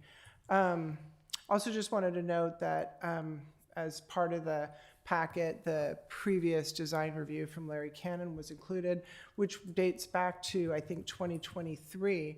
And I just was reading it, and I kind of wrote a quote down here, or I kind of paraphrased what Larry Cannon, the design consultant, said. He said the design, which is what we're seeing now, is much more compatible and has more design unity with the surrounding downtown fabric and its historic buildings. Box over box has been eliminated and the buildings are more cohesive.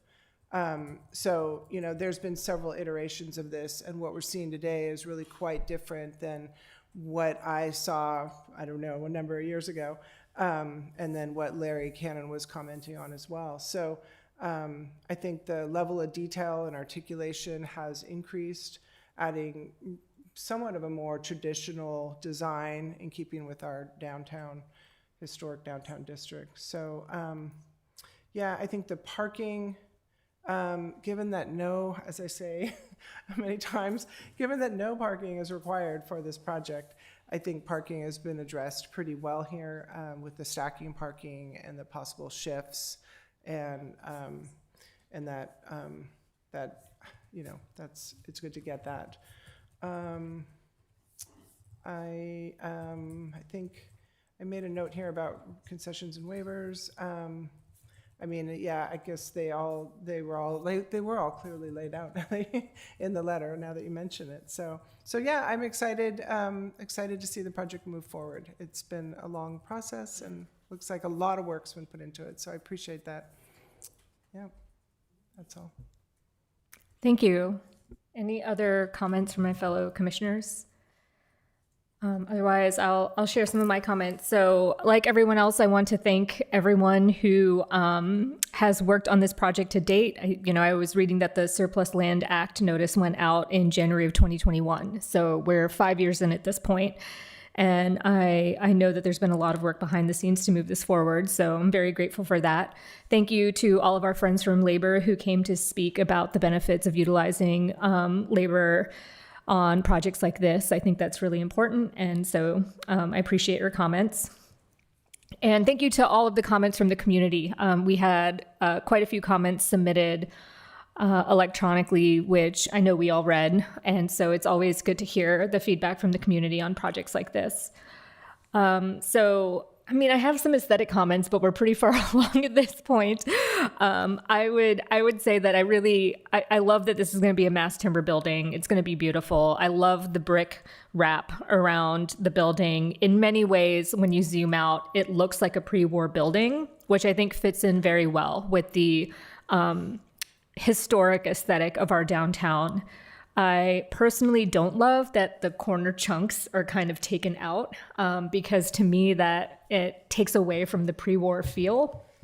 But I understand why that was done to create some additional outdoor open space. I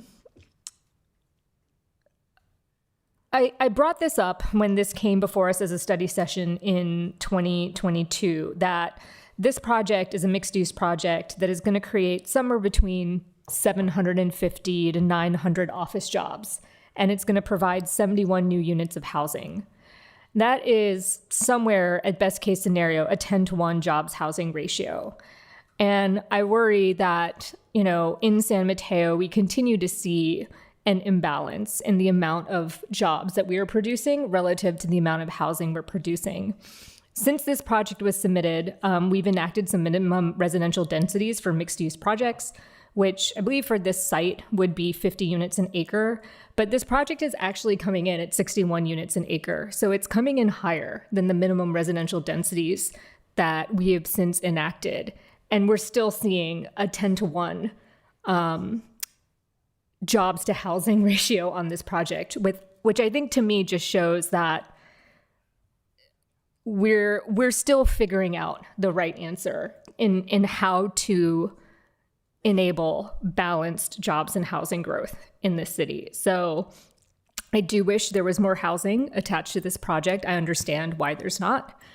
And you know, I know City Council defined and set the terms of this agreement and specifically approved the range of office and the range of housing use on this project. So they were okay with these ratios. And I think the other thing that I would mention is the potential development timeline is really long, right? The Surplus Land Act notice was issued in 2021. The project schedule that is in place in the development agreement could potentially go up to 2040.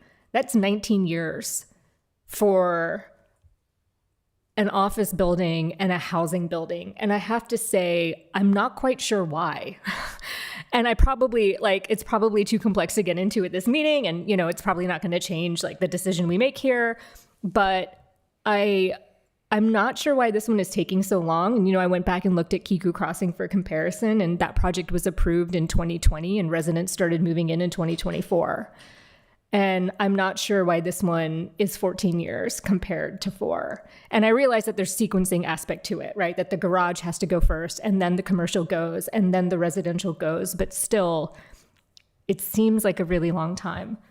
But then again, this, you know, schedule was considered and approved by City Council, and I don't know if there's anything possible to do to accelerate it. But I guess that is all to say that the need is great in our community for housing. I wish there was more housing. I wish we could build it faster. But I understand that there are some limitations at place. And I am very excited to see this project come to that block. My kids are 10 and 9, and they barely remember when Talbot's was open. We walk by that building and they're like, I think I remember going here. And I'm like, yes, we used to spend a ton of time here, actually. And I think about the fact that, you know, they may be in college when this project finishes. And I think the community will be really happy to see something happen with that site, because something I hear a lot from my neighbors is like, what is going on with that site? It's got boards in the windows for the last 5 years. Is anything being done? So I think anything we can do to make it look active and to make it look like progress is happening would be really great. But once it's finished, it's going to add a really great feel to that end of B Street, which is a little bit quiet right now with both Talbot's and Drager's being closed. So I'm excited to see that side of B Street come back to life. Any other comments from my fellow commissioners? If not, can we see the text of the resolution on the screen? I just want to add one thing. Sure. This is not something that I propose as any sort of condition. It's not. It's probably the most minor of minor points. But I just remembered because it was something I had asked about with staff earlier, which is when I was reading the mitigated negative declaration and they were talking about historic resources and things. I did remember that there's a pair of brass plaques and some concrete signatures and things on the ground in front of the former Talbot Cyclery.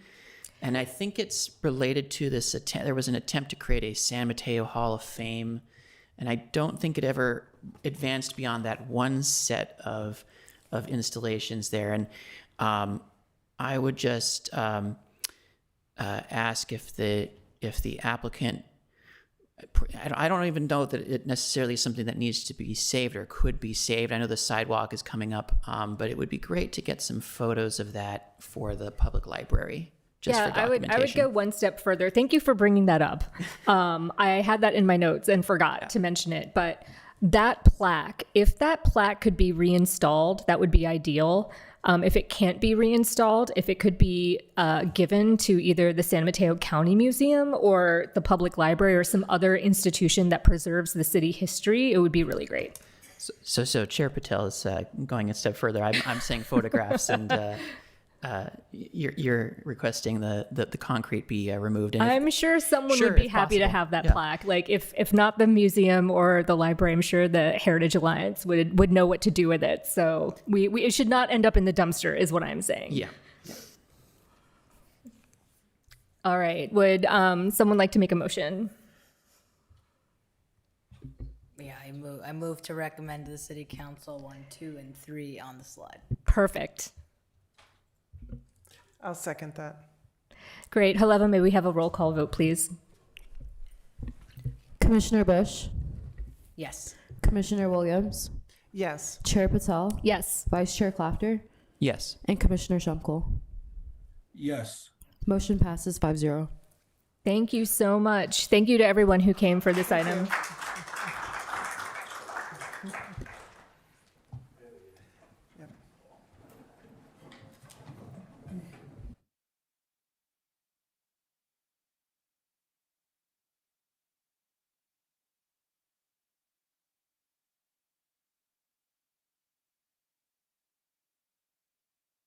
Haleva, do we have anyone from IT who might be able to help with the screen issue up here? Thank you.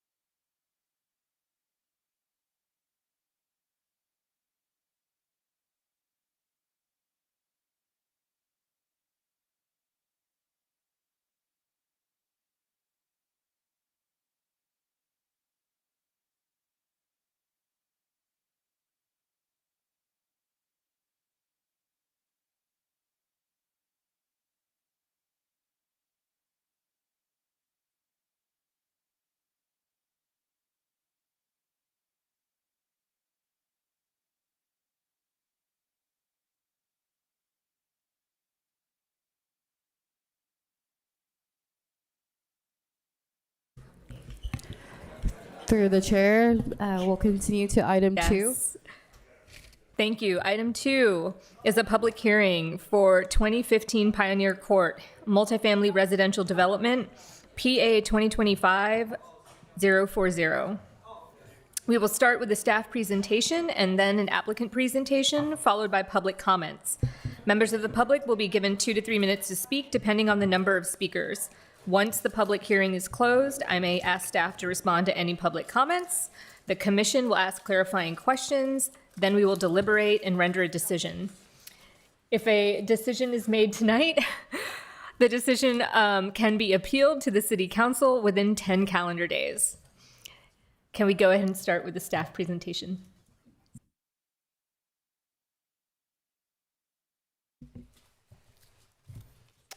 Okay. Good evening, Chair Patel and members of the Planning Commission. My name is Stephen Lizarago, Assistant Planner and Staff Planner for the item before you this evening. This is a public hearing for 2015 Pioneer Court, a residential townhome style development.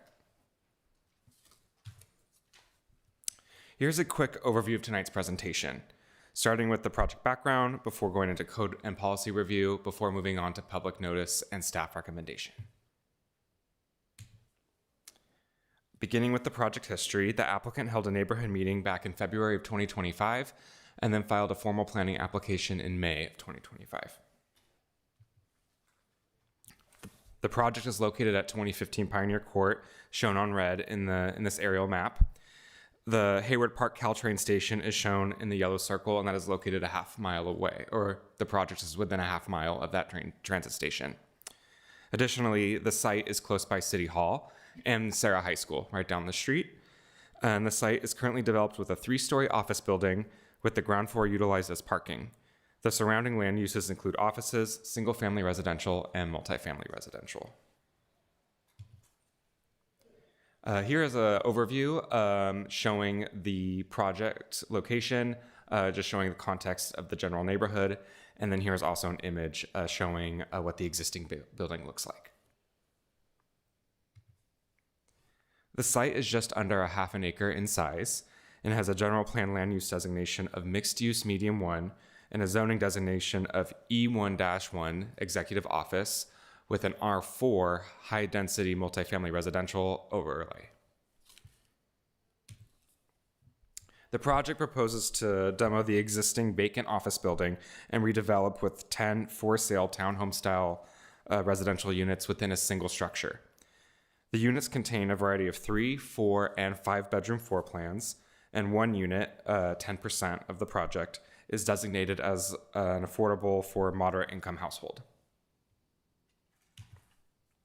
The proposed project will include 2 parking spaces per unit in both side-by-side or tandem configurations. In order to access these garage spaces, existing driveways on the sides of the property will be retained, and additional driveways will be installed along the front facade or frontage along Pioneer Court. 6 units are going to be accessed by pedestrians directly from Pioneer Court, while 4 units will be accessed by a pedestrian path at the rear, that goes along the side into the rear of the structure along here. The project also proposes 2 new street trees, but staff is recommending that a 3rd street tree be added right here in the center of the frontage. This table shows how the units are divided. There are 4 3-bedrooms, 4 4-bedrooms, and 2 5-bedroom units. And then one of the 4-bedroom units is proposed to be the moderate income household. The following entitlements are required for the project: a site plan and architectural review or SPAR permit, and a tentative map in order to subdivide.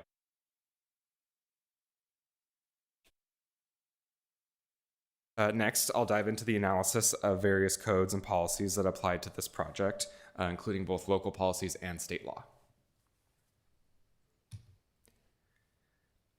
A number of state laws are applicable to this project, including Senate Bill 330, the Housing Accountability Act, Assembly Bill 2097, and Assembly Bill 130. The project was submitted under the state density bonus law. Since the project, the proposed density is below the maximum density allowed by the general plan, the applicant is not requesting to increase the density of the site. The project is requesting a concession for construction within a setback and a number of waivers for construction within the other setbacks and for other objective design standards pertaining to driveways, parking, and open space. And I'll go into more detail about the waivers later in the presentation. Next, with the general plan, the project is reviewed under the mixed use medium 1 designation. And then for zoning, it has the executive office and high density multifamily residential zoning district designations. Since this is a residential project, the R4 standards are applicable. Under this land use designation, it allows for a maximum of 50 units per acre, and this project proposes 22. The project also meets the height requirements for under this land use designation. And continuing on with the zoning requirements, the project does not meet the setbacks, but we'll talk about waivers later on in the presentation. The project proposes over 1,100 square feet of landscaped area. And then additionally, it proposes over 11,000 square feet of private outdoor patio spaces for each unit. And that's 11,000 square feet total divided among like the 10 units. No parking is required due to the project's location within a half mile of a transit stop. But the project does include 2 parking spaces per unit. And the project also exceeds the minimum bike parking requirements as well. The project is subject to the city's below market rate or BMR program. For projects between 5 and 10 units, a developer can pay a fractional unit in lieu fee. Instead, the applicant is proposing 1 unit as a moderate income BMR unit to satisfy the BMR requirements and receive benefits under state density bonus law. And the project is also subject to the objective design standards. And then looking at the objective design standards, it was reviewed against the ODS standards for multifamily residential. The proposed architectural style is best described as contemporary with a combination of wood composite and aluminum siding. The color scheme has a number of like neutral tones such as tan and gray, along with wood accented garage doors and parapets up on the roof. The building is 3 stories plus a covered rooftop deck and is approximately 43 feet, 10 inches tall, meaning the structure falls under the mid-rise standards under the ODS. This slide includes a summary of waivers and a concession for the project. The applicants have sought a concession for the front setback, while waivers are requested for the side and rear setbacks. Additional waivers are sought for parking and driveway areas within the front setback, residential entryways, garage doors, a pedestrian path width, and open space standards. Moving along, here are some of the renderings showing the front and rear view of the building. Next, we have some renderings showing the sides of the building here. As you could see, here are the tandem garages. And along here is the pathway for the units located at the rear of the building. And then here is an aerial rendering showing the rooftop decks for each unit, as well as the second level outdoor patios for each unit. Next, here's a snippet of the materials and site features that are proposed to be used on the site, including the wood composite, aluminum composite, glass accents, as well as other finishes around the property.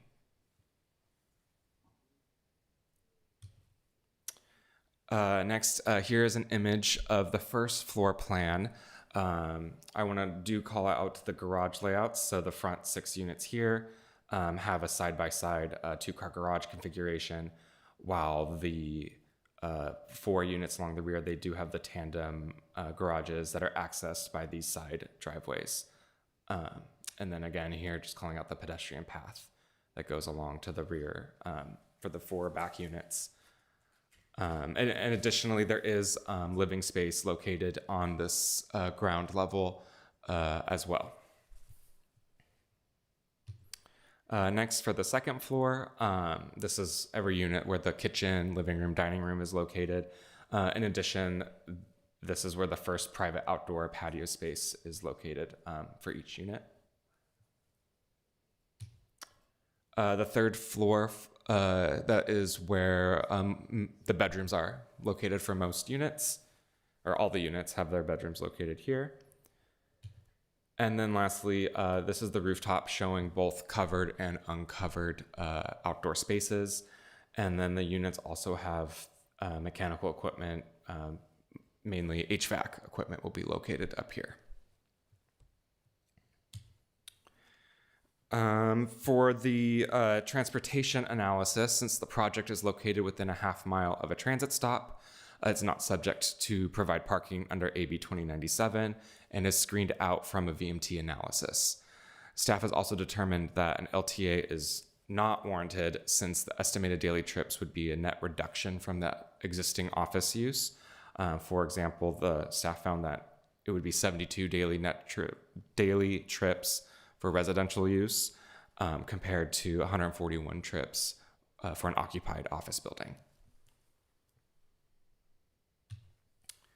The project is subject to these impact fees, including the child care development fee, park impact fee, wastewater capacity charge, school impact fees, landscape in lieu fee, and public art fee. And then the city reviewed the project in accordance with the California Environmental Quality Act and determined that the project meets the criteria to be statutorily exempt from CEQA pursuant to the Public Resources Code section 21080.66, or otherwise known as AB 130. The project meets the location requirements, and a tribal consultation was performed and completed, and the conditions include statutory and specific conditions based off of this consultation process. There are other conditions also included based on environmental protection and in accordance with state law in order to mitigate environmental impacts. In regards to public comments, 5 neighbors attended the neighborhood meeting that the applicant held in February of 2025. They made comments related to the parking, construction disturbances, and sewer line impacts. For tonight's meeting, staff completed all the standard noticing procedures listed on this slide. And at the time the staff report was published, staff did not receive any written comments, but one comment was received today and made available to the commission prior to this meeting. And with that, staff recommends that the Planning Commission adopt a resolution approving the site plan and architectural review and tentative map for the construction of a new 10-unit residential condominium development located at 2015 Pioneer Court, and find that the project is statutorily exempt from the California Environmental Quality Act pursuant to Public Resources Code section 21080.66, based on the findings for approval and subject to the conditions of approval, and plus an additional staff recommendation to include an additional street tree. And this concludes staff's presentation. I am available to answer any questions, and the applicant is also here this evening and will be providing a presentation. Thank you. Thank you so much. Let's go ahead and have the applicant's presentation.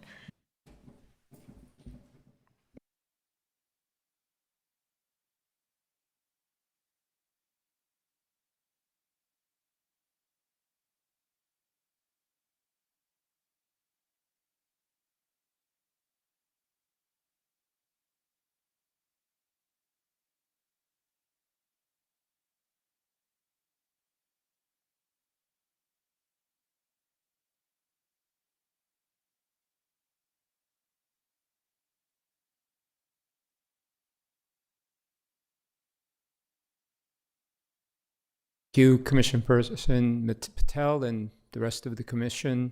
I am Jack Boyajian. I am the president of the Hutton Group, and I'm here to just add to a few comments that staff has already presented to you. This is, we call it Pioneer Vista. We may call it something else, but right now that's the working title of the project. It's a 10 for-sale family townhouse on Pioneer Court, which is not very far from where we're sitting here tonight. And it is a 10-unit, 3-story, 20-car garage proposed with one moderate BMR unit to be provided. These are some additional pictures beyond what was presented to you by staff.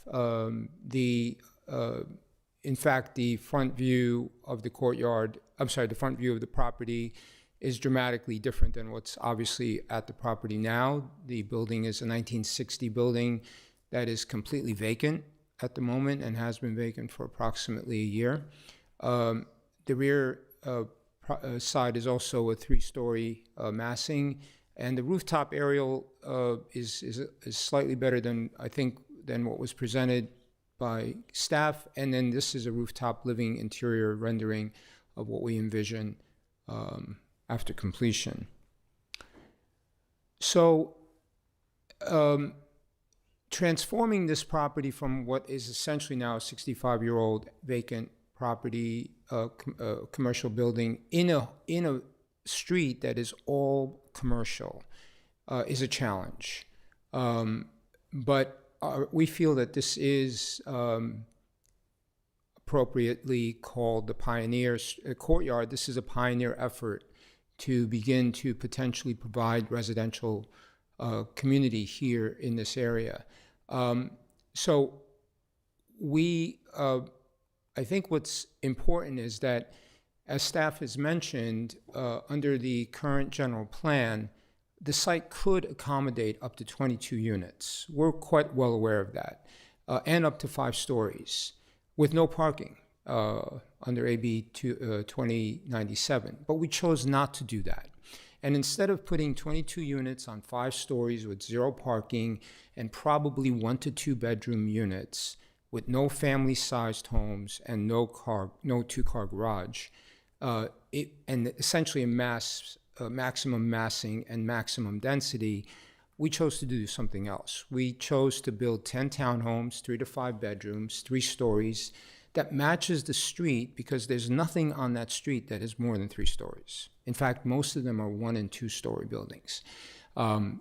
Providing 20 garage spaces, unlike what essentially could be 0 garage, we think that was very important for the community and the neighborhood, and which we'll talk about in a moment. These are 3 to 3,700 square foot homes. They do include, I believe that does include the garage spaces, so it's a little bit important for us to note that. It doesn't include outside space. It is family scale, and it is intended to be owner occupied, and it does provide a moderate income BMR unit, which would be a 4-bedroom unit, which is unusual for this community, and it is compatible with the neighborhood. So the neighborhood compatibility was important to us, and we fit it. It's a low-rise, family-scale neighborhood. Every building on the block is at least no more than 3 stories, as I mentioned. And by providing this with limited scale, we think we fit better into that neighborhood, and hopefully begin to establish and pioneer essentially a similar transformation by others. So we're solving a real need here, which is family-sized for-sale housing in this market. Notably, most, other than the previous applicant that was here, where they did provide 2 and 3 bedrooms, I believe half the units, we are essentially seeing that most San Mateo product is only providing 1 and 2 bedroom units. So we think that families need space, and they need garages, and they need outdoor areas to provide for their families. So what Pioneer Vista delivers is essentially private rooftop deck units, private second-floor terraces per unit, 2-car enclosed garages, 3 to 5 bedrooms versus the typical 1 to 2. Again, for sale ownership, not rental, although we won't restrict rentals, but we do plan to target the for sale market. And as the planner provided to you, that's the breakdown: 10 units, 2 bedrooms, 2 5-bedroom units, 4 bedrooms, and the average is approximately 3,300 square feet. A couple of sustainable features and family-friendly features to note: solar will be on every unit above that covered area of the rooftop. Private vegetable gardens will be installed in every one of those rooftop units with irrigation, so that the residents can actually grow their own, not necessarily all their food, but whatever they wish to grow over there.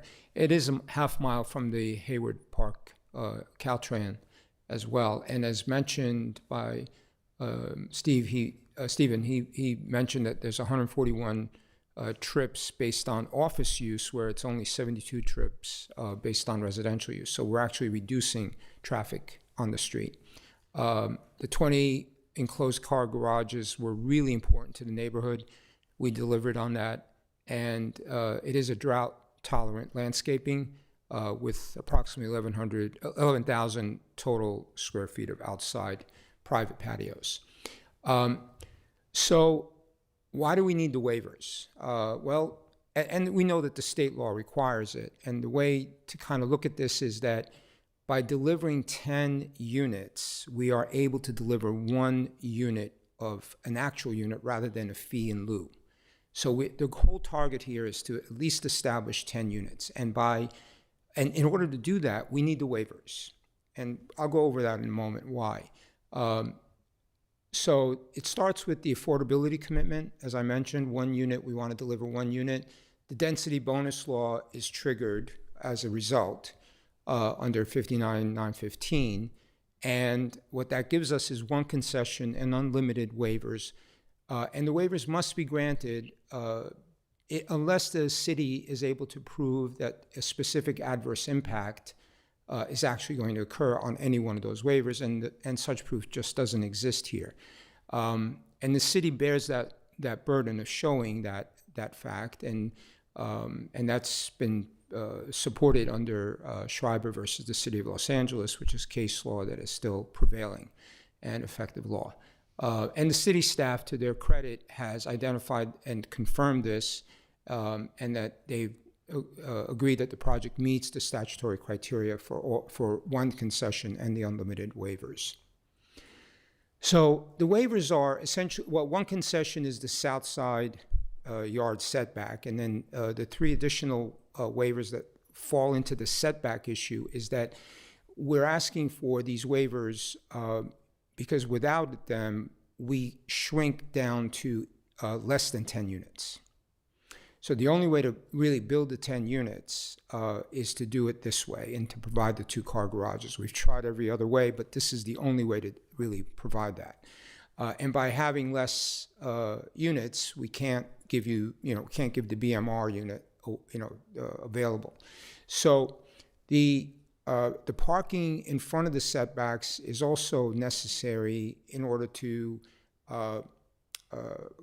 provide the 2-car garage. Otherwise, its denial would eliminate another unit and reduce parking.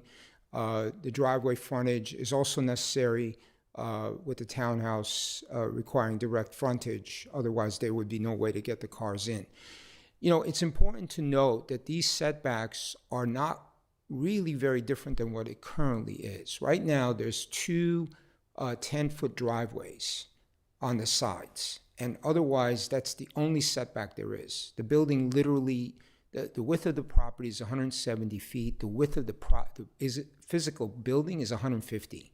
So there's only 10 foot of side driveways right now. And that's what we're retaining. In fact, on the north side, we're actually increasing it to 13.5 feet because we're giving that walkway that gets us to the back of the buildings for those other 4 units in the back, rear entry. So it isn't much different than what currently exists. Those other 4 waivers from the ODS includes the pedestrian pathway, where even though the suggested requirement on the ODS is 6 feet, we're providing 3 feet 8 inches, which is actually wide enough for all ADA compliance issues as well, and still gives us the ability to provide the driveway to the tandem units in the back. So the back 4 units get tandem spaces, whereas the front 6 units get direct access with side-by-side garages.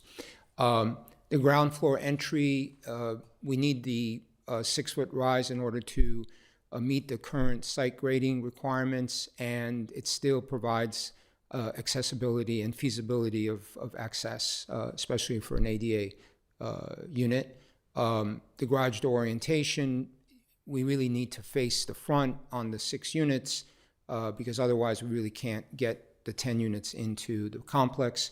And on the open space, the 3-element requirement waiver is compensated by hardscape and fixed seating that was presented by the planner.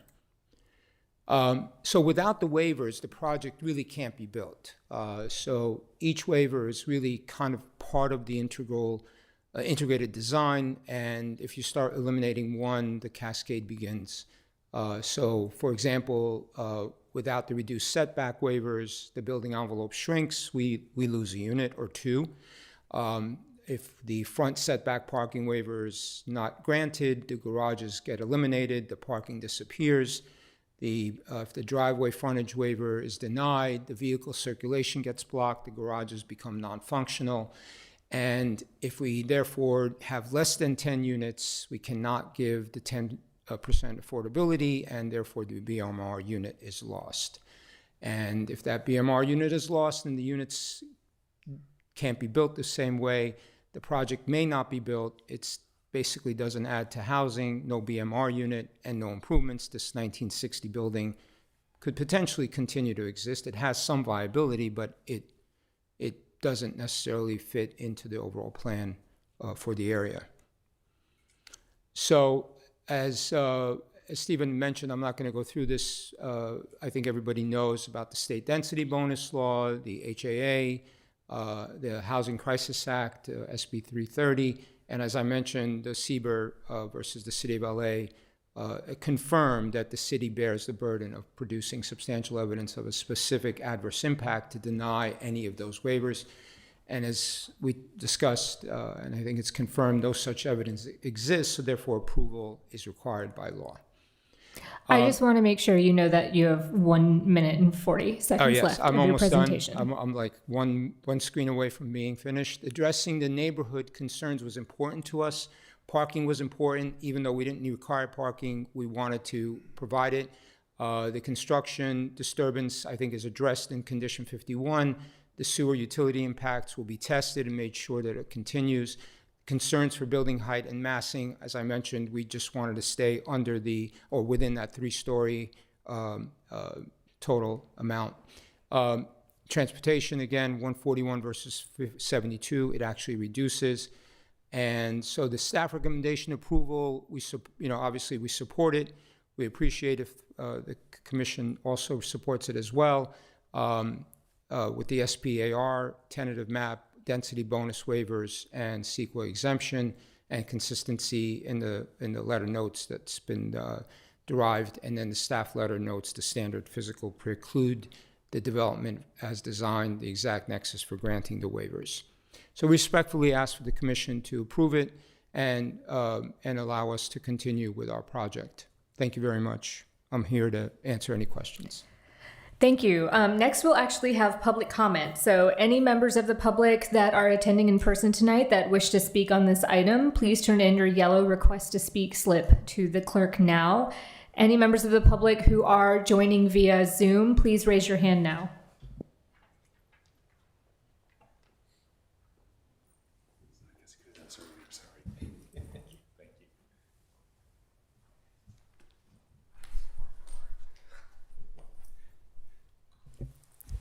Through the chair, we have one request to speak in person.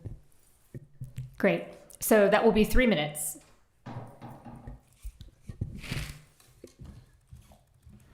Good evening. Nice to meet you all. Thank you so much for letting us have this opportunity to speak. So I'm Jeff. Jeff Smith. I live at Plaza West. The back of this property abuts our property. So we're the multifamily residential that's right behind them. I just want to say I actually support this project. I really appreciate they are keeping to a 3-story limit and not going up to 5 stories. That would kind of loom over us. We are also 3 stories tall. I think the design is very attractive. I'm glad they incorporated parking. I just mentioned 2 things. One, we do have a shared fence that is aging. So if there's a need to replace that fence, I can put you in touch with our HOA, and I think that we usually pay half the cost of that, so we can help with the cost of that. And I would note that the sewer, I think their sewage drains through our property because we used to be Wyoming Court, so there's actual main sewer line is actually in our driveway, and the trees in our property have been invading that. So we have been having some issues with that. I think I wasn't there for the hearing they had when they reached out to the neighborhood in the past. So I'm not sure if that was what was mentioned, but I know that there's been some sewer issues that may just need to be looked into to make sure that that needs to be, improved as well, if that's the case. But other than that, thank you for your time. I support the project. Thank you for your comment. Thank you.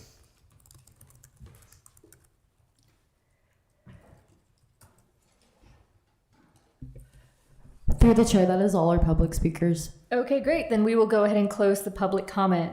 Next, are there any clarifying questions from planning commissioners? I'll throw it to Commissioner Shamkol first. Thank you, Chair Patel. At this time, I have no clarifying questions. Thank you. Any commissioners on the dais? Yes, Commissioner Williams? Yes, I have a few questions. So let's see. One of the things, move this a little closer. I have a question for staff. So regarding density bonus laws, these are very big units with a lot of bedrooms, and I have a question about couple of the units. But is it true that if units went to, let's say, reduced bedroom size, like 3-bedroom units from a 4-bedroom unit or something, that they would still be 10 units and they would still be eligible for the density bonuses? I mean, the number of bedrooms does not prohibit that. My understanding is the number of bedrooms do not prohibit that, Commissioner. Yeah, okay. I mean, I did a deep dive into the dimensions on the plans, and they've designed a very tight set of buildings that that there's not a lot of leeway for anything. So a couple other questions. One of the units is moderate income. We're used to seeing, I'm not used to that terminology, I guess. What exactly does moderate income mean? And can you explain what that means in this setting as a for purchase unit? Yeah, you know what? Let me pull up I could give you an exact.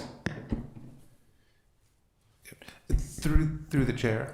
For a moderate income unit, that is 80 to 120% of area and median income, or AMI, and that is consistent with our BMR program, which when you have for sale units, we want to target that moderate income category, as opposed to for rent units, which would be we would shoot for the low or very low income category. Do you know what that number is? I'm just curious for 80% of AMI.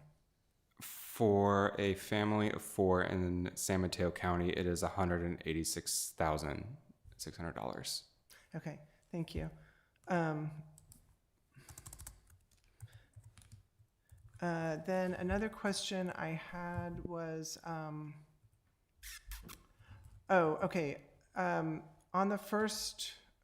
the units in the back, on the first floor, I guess the middle units, I think it is, I actually just found the answer to my question, but I'd been looking at a different floor plan, I guess, that didn't have the room labeled. I was wondering if they were an additional bedroom, but they couldn't be because there's no windows for light and ventilation and egress requirements.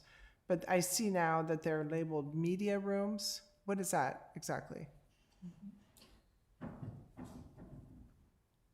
Yes, Commissioner, can you hear me? Yes. That is actually a meeting room, would be like a cinema theater room that would be closed and insulated from sound and light. Okay. So 4 of the 10 units have that? That's correct. And they don't count as bedrooms? They're not in your bedroom count? No, they're not in the bedroom count, no. Okay. Then, I mean, some of these are kind of minor questions, but they, it just goes to the fact that these are really large homes. They're like 3,000 square feet up to 3,700 square feet. That's a really big home. I guess if you subtract 400 square feet for the garage, it's, somewhat. Actually, the tandem garages actually have about 550 square feet because they're longer than would normally be required. Okay. Yeah. But, so I'm wondering about some of these things. Where do garbage and recycling and compost cans go? Inside the garages, there is an area that we've actually identified where the Okay. Trash cans would be stored until Okay. they're taken out. That brings to mind where my daughter lives. She's in a condo, and they have to keep their 3 containers for trash inside, and parking is really something to get in there. And with all that. to be clear, also those garages are actually a little bit bigger than 400 square feet, even in the front, because we also have enough room to have the bicycles as well parked over there, and there's plenty of room for the cars to be come in and actually have circulation around it. Okay, so which is a little bit of a double-edged sword, because my other question is, the front setback. I know I think it said the front setback is supposed to be 15 feet, but really in front of a garage, it's supposed to be 20 feet. And so you're asking for 9 feet, I think, if I recall Well, correctly. because we're not, yes, in a normal single-family home, that may be the case, but we're not actually planning for people to park another car in front, which is why normally you'll see 20 feet in front of a driveway. But I mean, if you have a 2-car garage and you have a 20-foot landing space in the front of it, if you don't have that, and you park in front of the garage to, I don't know, wash the car or do something in the garage or whatever, the car will be impeding the pedestrian sidewalk.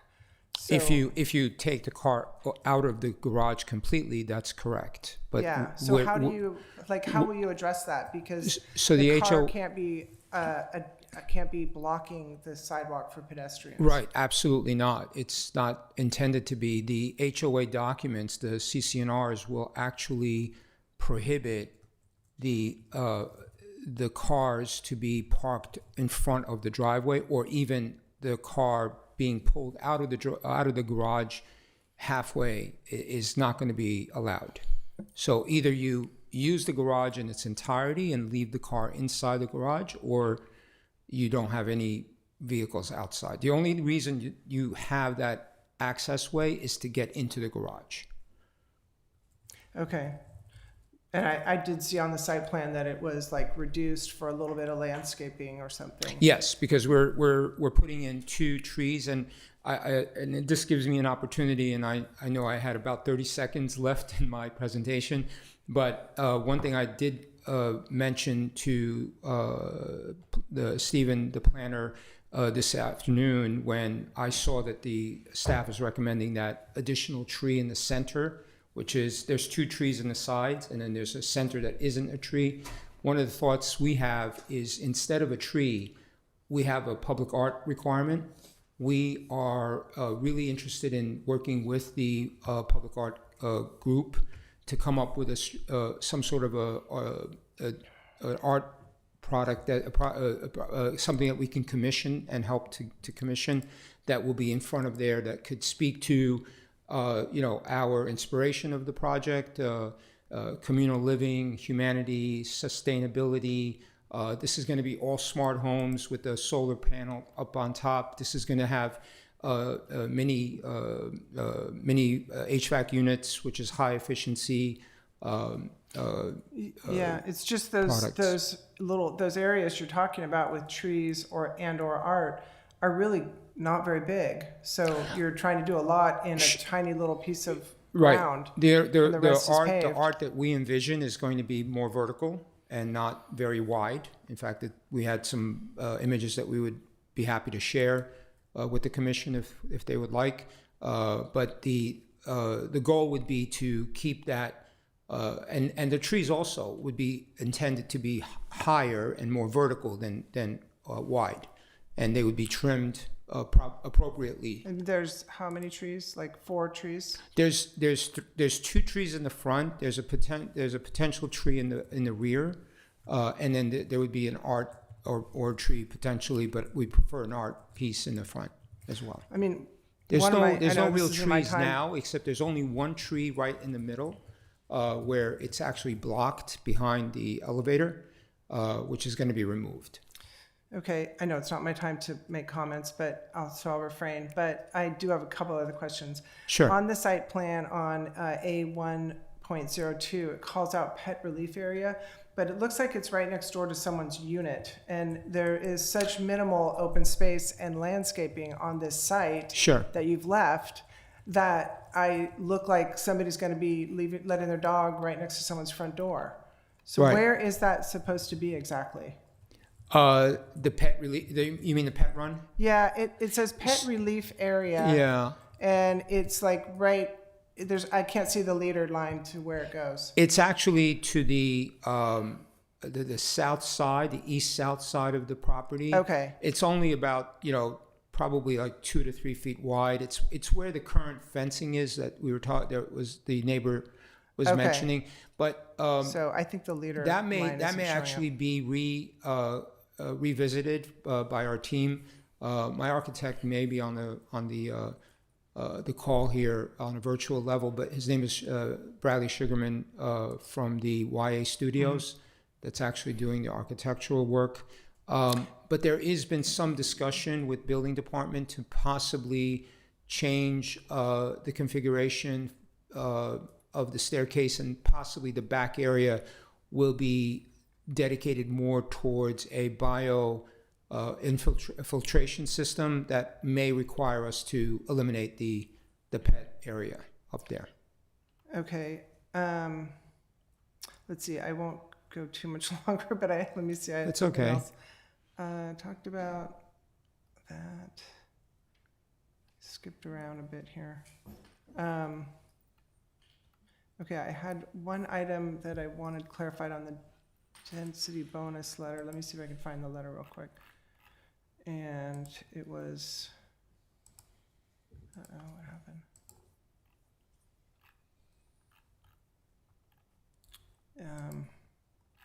So I could see on my screen.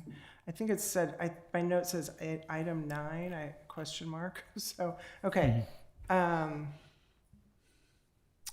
Okay, actually, it's been answered. You kind of clarified it already. It was about the landscaping, and Okay. that you don't have. You're asking for a waiver to not incorporate the 3 specified design elements, which I think we met 2, but the third I don't think we were able to. Okay. Yeah. Those are all my questions for now. Thank you. Oh, I did have one more that I didn't write down. So I do have one other question, and it's sort of a comment, but I'll provide you with it as a question. So on the elevations, there's quite a few different materials. Yes. Was there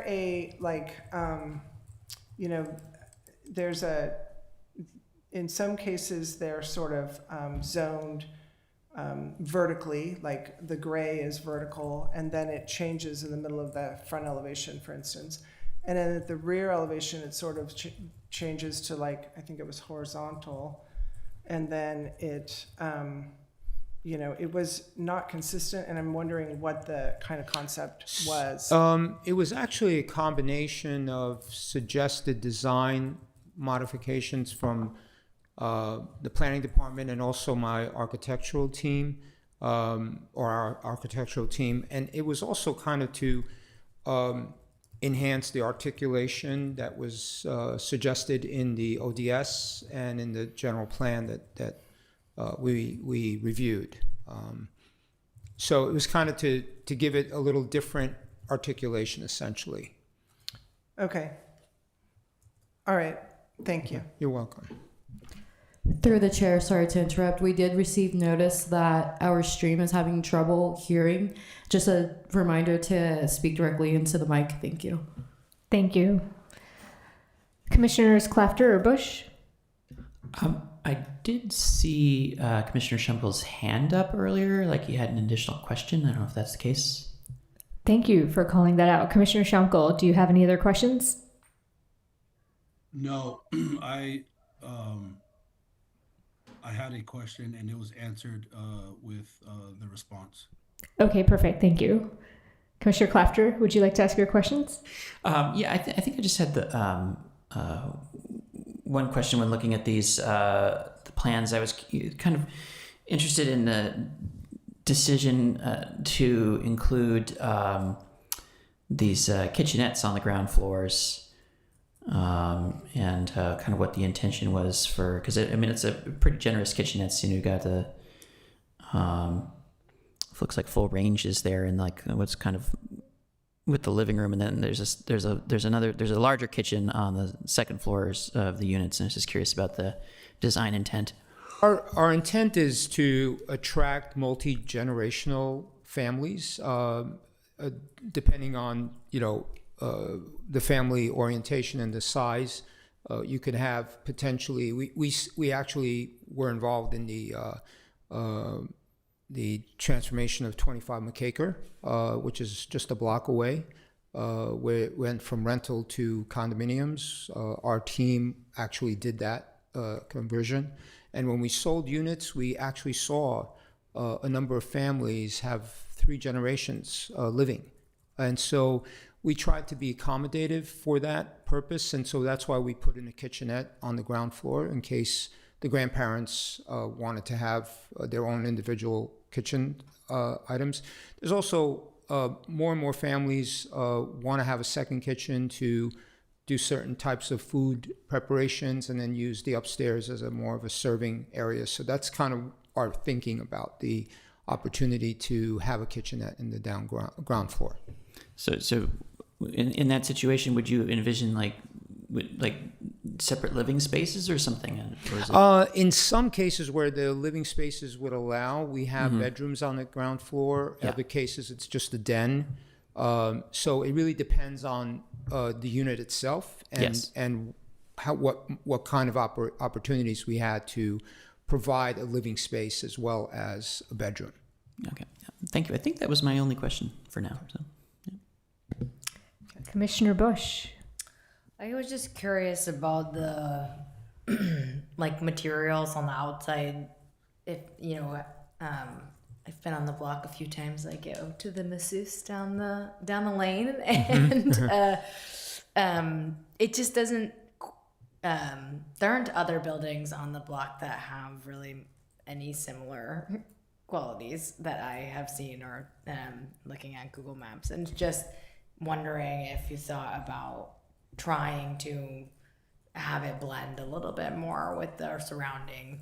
You talked a lot about the height, which it makes good sense, and obviously we don't want to just be matching 1960s architecture, but sure, maybe there's a middle ground. I think to be very candid, we've used some of the same materials in other developments that we've worked with and we've developed, and I think to some degree the renderings are not quite right in terms of the color shades. That it's a lot more subdued than the stark way in which the renderings came out.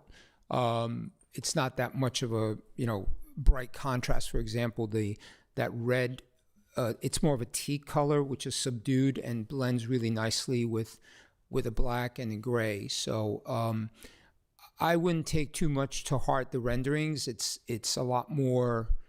It's going to be much more less aggressively stated. It's going to be more understated than that those renderings are showing, if that's your thought. Yeah, that helps. Yeah.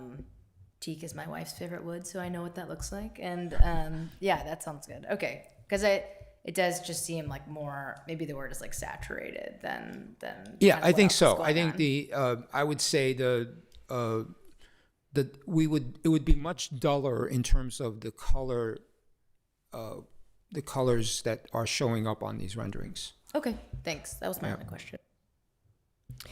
Are there any other questions from my fellow commissioners?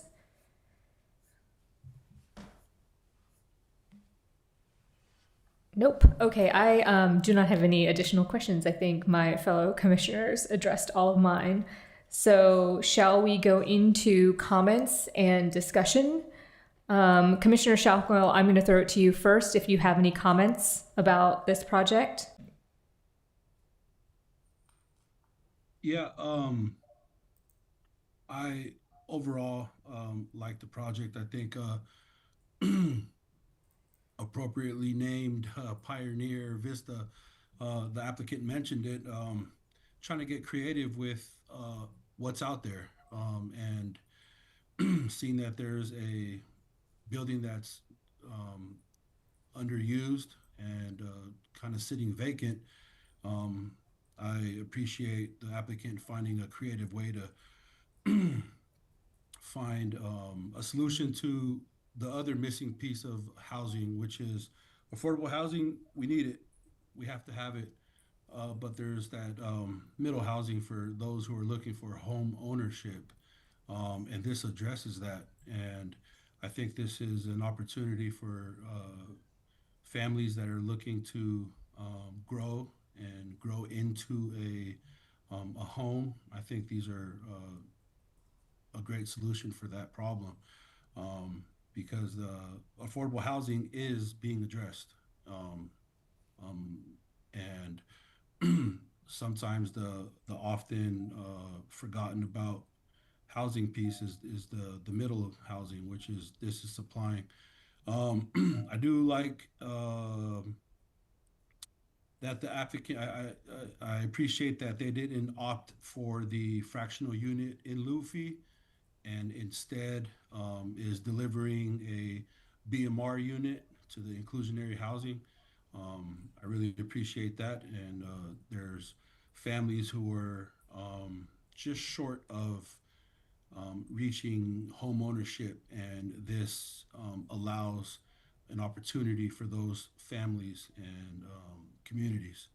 And yeah, those are my comments. I support this project. Thank you so much. Commissioner Williams, I guess we can go in the order that we asked questions. Yes, thank you to planning staff and to the applicant and online as well for the presentation.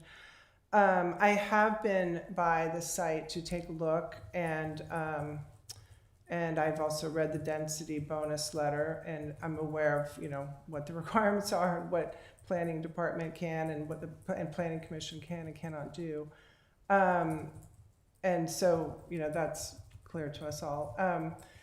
I do have some concerns about the overall design and specifically the site design of the project. I actually think that you could meet some of the standard basic requirements by reducing the size of the units and with minimal changes.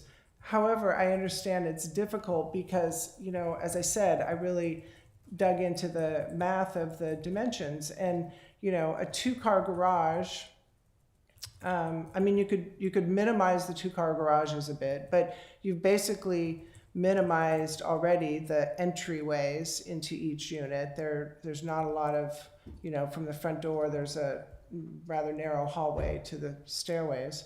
So you've really, fit in all these units, and then a driveway on each side and a 3.5-foot wide pathway to get to your front door in the back, and zero landscaping on the site. So to me, I just feel that these are large homes, and if I was buying a large home, especially at market rate, which is not going to be affordable, I think there should be some room for some trees and some landscaping on the site, not just on the balconies or the rooftop areas. Those are not easy to landscape and garden on, schlepping, potting soil up to the roof. This could be provided with just a little bit of breathing room. I think what you would have to do, though, one option is that you reduce one or some of the units and lose a 2-car garage and make it a 1-car garage, and it's not as large of a unit. It's not a 4 or 5 bedroom house. I just think plants and trees provide biophilic design that provides so many benefits to our environment, and providing habitats for pollinators and birds, and stormwater can drain back into the soil. I know you're going to have those planter beds for stormwater drainage, but it just has very minimal extra room. And one of the things I noticed is that there's this really nice design on the main living level where you go from the kitchen and the dining room side and you go around the stairwell to the living room side. And that could be this lovely open modern space. But on the one side, you've got to go down a step and then up a step because you've got like 10-foot ceilings there that, you know, even if you just went down to 9-foot ceilings, you'd have a shorter run of stairs, which would be, you know, overall reduce the width of the overall building. And then you'd have a flow all on one level instead of down one step, up one step. And so I just think that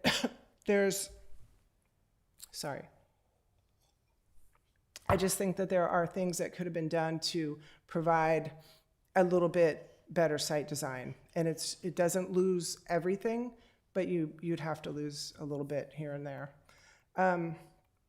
Okay, regarding the exterior design of the building, I felt like there were, and maybe as you said, it's the rendering and the changes would be more subtle than what they're shown in the packet. But I think that there's a lot of unnecessary changes in material. And without knowing what the concept exactly was or is, they seem a little arbitrary to me. The front view has exterior finished materials that are divided horizontally, but then the rear, or maybe I have that wrong, maybe it's the front is vertically and the rear is horizontally. But then, you know, there's a mix, particularly along grid line E, there are 3 colors at that point. So I really think that could be, you know, streamlined a little bit and like kind of created a little bit more of a tailored aesthetic there instead of so many things. And it has a potential to really, you know, be this sort of sleek modern building that has a level of detail, but not, you know, not so many different materials. I like how the colors wrap around the corners, but then at some point then they change on the side views. So I think some more attention could be made to why they change somewhat arbitrarily to me. The roof structure on the roof terraces seem like a great design, a great idea. I mean, anytime we can get outdoors, like as I said, although it's a lot of stairs to get up there. And they could be slightly less if the ceilings were not 10-foot high ceilings in this. But I think that the roof structure on the roof, it looks like a 4-story building because of that. And I just wonder how necessary that is. I would want to make sure that you provide enough sunlight for, you know, the gardening aspect or, you know, just the mild weather that we get here in San Mateo. So, I mean, I guess those are I think I've touched on all the other things in my notes here. So those are my main comments. I think there's room for improvement, and I think there's room for, I don't like to see a building designed so tight that there's not a little room for some greenery and some, you know, a little extra on the outside. So, okay, those are my thoughts. Thank you. Thank you, Commissioner Williams. Commissioner Klafter? Yes. So it would say right off the bat, it's very interesting to see 3, 4, and even 5 bedroom units. Definitely pretty rare. And, you know, we're always happy to see these larger units. And we're definitely haven't been seeing a lot of condos. We're seeing a lot of townhouses. So I understand, you know, this is kind of in that same pattern that we've been seeing of the townhouses. And these are very generous townhouses. Obviously, lots of interesting amenities included. Obviously, the parking, of course, but then also I see every unit has an elevator. If I'm reading this correctly, and then there's right. Those are elevators, right? Yes, there are. I think they're personal elevators, Yes. Commissioner. Yeah, those like those round chutes that for single person elevators, laundry chutes, lots of other nice things that one would want to have in a multi-story townhouse like this. So that's all very interesting stuff. And the multiple outdoor spaces. I mean, these are all obviously very attractive elements. The media rooms for the 4 units there.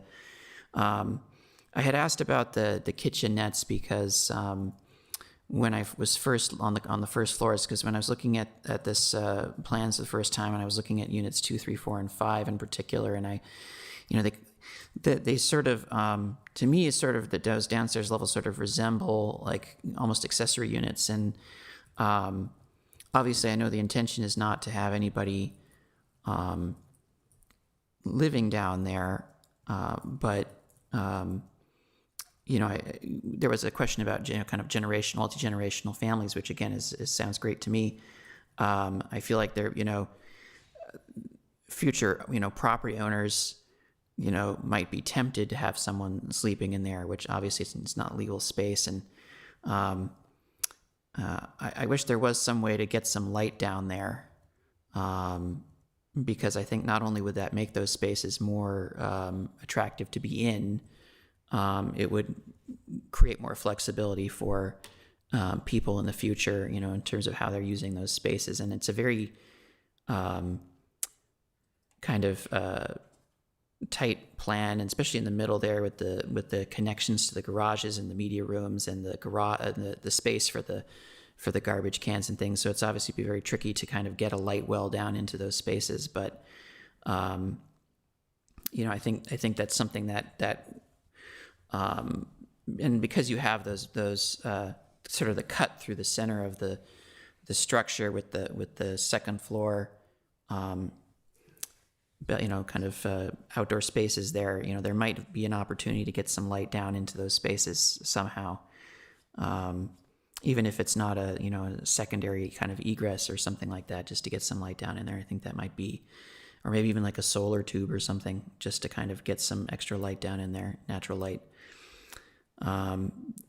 Commissioner Klafter, I actually would like to discuss this. So, Yeah. Because I had the same comment, and I think it might be worth actually engaging in a little bit of discussion about this topic. Sure. I noticed the same thing you did. When I first looked at these plans, those 4 units with the media rooms, those look like accessory units because you have these kitchenettes down there with a full range.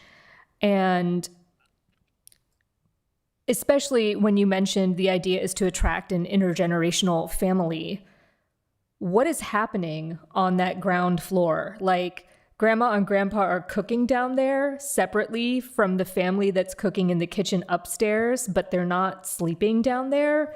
Like, it doesn't make sense to me. I think what's going to happen is that media room turns into a bedroom, but it's not safe as a bedroom. There's no egress, there's no light. And so I'm worried about these being used as living space when that is not what, they do not meet the code requirements for that. Yeah, I mean, And- there is the elevators, so, you don't necessarily, if you have someone who has some mobility issues, like an older member of the family, they would be able to get upstairs. Right. But I do echo your concern about, Yeah, which I like, said. why would you have a second kitchen for grandma and grandpa, but not a place for them to sleep down I there? just feel like it's very, again, I think it's something that, it feels like a temptation to use it that It's way. it's is really what it comes absolutely down to. It's that, not so right? much intention right now. It's the temptation for the future owner of that unit to put somebody, have somebody down there. Yeah. And I'm not sure what we can do if the about actual intent of those 4 media rooms is to be a media room, then I would suggest that that the design be changed to make it so that they can't be used as bedrooms, right? Like, I don't know what the ceiling height is on the ground floor. Was it? Did you say it's 10 feet? Well, it's 10 feet on the upper floor. Yeah, I didn't look and see what it was on the I ground think floor. It was less than that. Yeah, I was gonna say like put in a raked floor, right? Have 2 levels so that, facing a wall where you would expect a large screen to go, so that, I've seen in homes that have media rooms, there might be 1 or 2 levels of rake with like a couch on each level to kind of make it like a home theater environment. And then if you have a raked floor, it can't be used as a bedroom, or at least not easily, right? No, that's true. I mean, I don't necessarily want to, I'd rather, see something like a light well or something down there that actually, makes it possible to use it. But would in a that variety of satisfy ways. the egress requirements? No, every room that is used for sleeping, the building code says must have a second exit, which is like a window. I mean, it has to be a window or a door. And in addition to the door from inside the house, there has to be direct egress to the exterior. Well, wouldn't a light well with an operable window? Oh, a light well. qualify? I guess I was thinking you were saying like a. I mentioned skylight. solar. I mentioned solar tubes, but if you were going to make it into a legal bedroom, or legal or make it more possible to have that function, a light well with an operable window, I think I can't would find satisfy the that, plan. wouldn't it? My computer has given me a problem. It closed out everything, and so I can't find the plan. Yeah, because I mean, I'm just looking at this. There's a full bathroom. There's a full range. I'm seeing some heads over here shaking. Yeah, just noting a light well would not serve for egress. Yes. Okay. Yeah. Yeah, I don't know. I just feel like the temptation is going to be too great. I mean, I can't open my plans. Something froze up here. But a light well can work if it directly accesses the outside, and you have but I don't. This is land. It's all interior. That's but there's a deck above the media rooms. Yeah. So up. Is that what you're saying? There's a. The light wells are underneath the decks on the second level. Yeah, it doesn't. It has to be out horizontally. Yeah. Through the chair, I think we have to focus on what the proposal is at hand. I mean, I think if there were building code violations or occupancy violations down the road, that would be addressed separately. Thank you. But so just I think going on the design proposal that's in front of the commission, I guess what the objective would be for this conversation. Yeah, I'll just close. I'll just. I guess my question is like, I am concerned that these spaces are going to be used for sleeping when they are not safe to be sleeping spaces, and it seems to me that the way this works is that would be up for code enforcement to deal with, but that requires somebody reporting that. To code enforcement, right? And presumably the people who are violating the code aren't going to self-report to code enforcement. Right. So, I don't know if there's any provision when you have a situation like this to do proactive code checks. Sorry, what was the question? Is there any scenario where the city does proactive spot checks to make sure that the code is being followed? I believe most of the code enforcement work is reactionary. I know. In response to a complaint. Right. Well, you also have inspectors on site whenever you do work on the property, right? Yeah. So you have. But once the work is done. Yeah.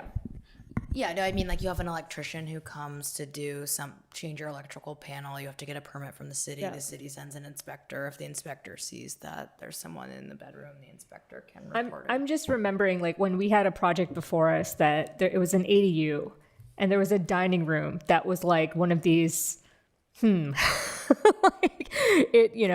begging to be used as a bedroom, and it didn't have a secondary egress. It did though. That's right. It did have a secondary egress. But even still, I think planning worked with the applicant to widen the opening to the dining room so that it wouldn't fit. It would be too wide for a standard sized door. So then it was really obvious that it was a dining room and not a bedroom. I'm just wondering if there's anything that could be done here to not trigger the temptation to use the space for sleeping that shouldn't be used for sleeping.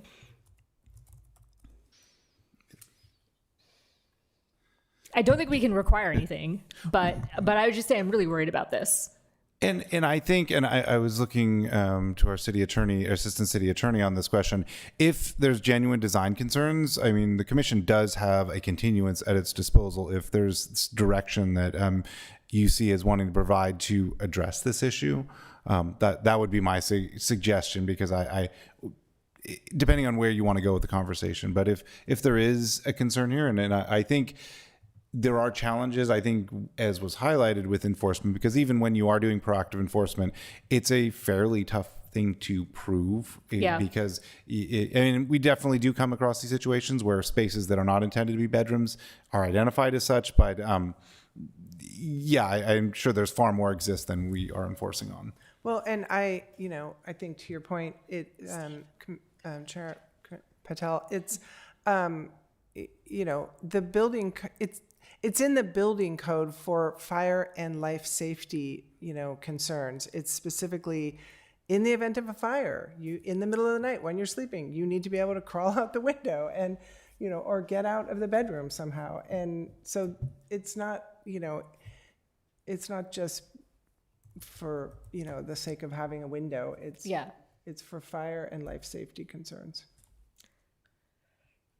Chair Patel, could I chime in? Yes. Am I correct in assuming, or this will be under a HOA, correct?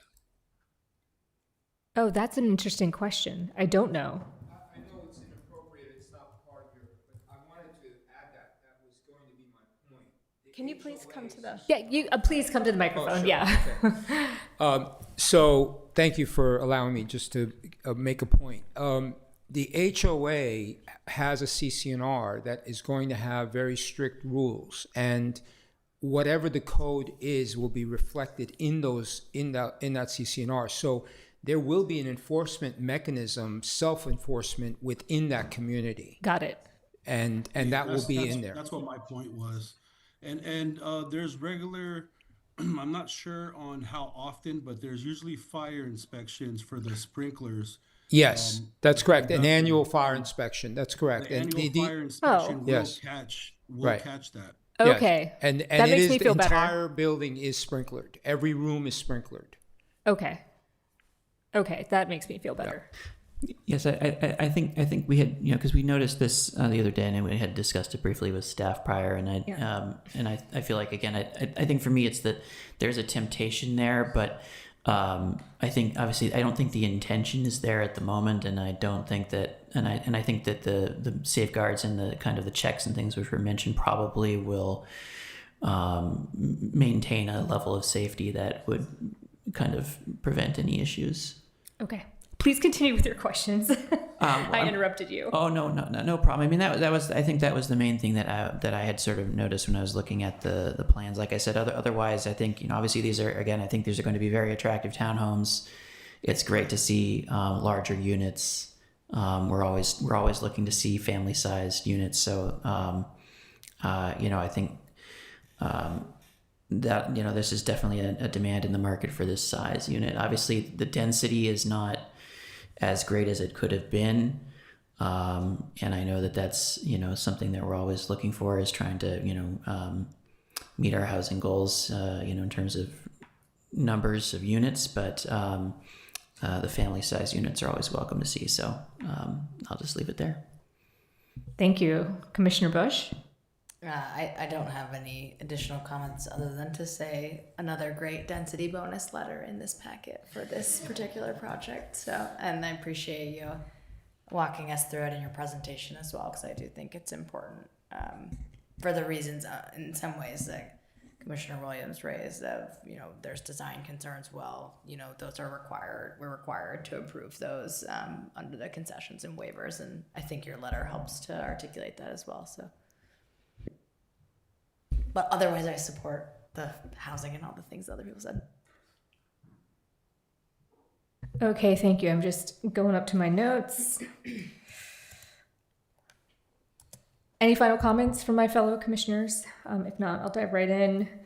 I think my first comment is going to be, I am so jealous of those rooftop living rooms. like saw those renderings and was like, oh my gosh, that is going to be a fantastic amenity and a huge draw to this property. I agree with Commissioner Williams about what to me feels like, I mean, this is just a design opinion, right? What feels like a disconnect between the amenities of the units and the amenities of the site.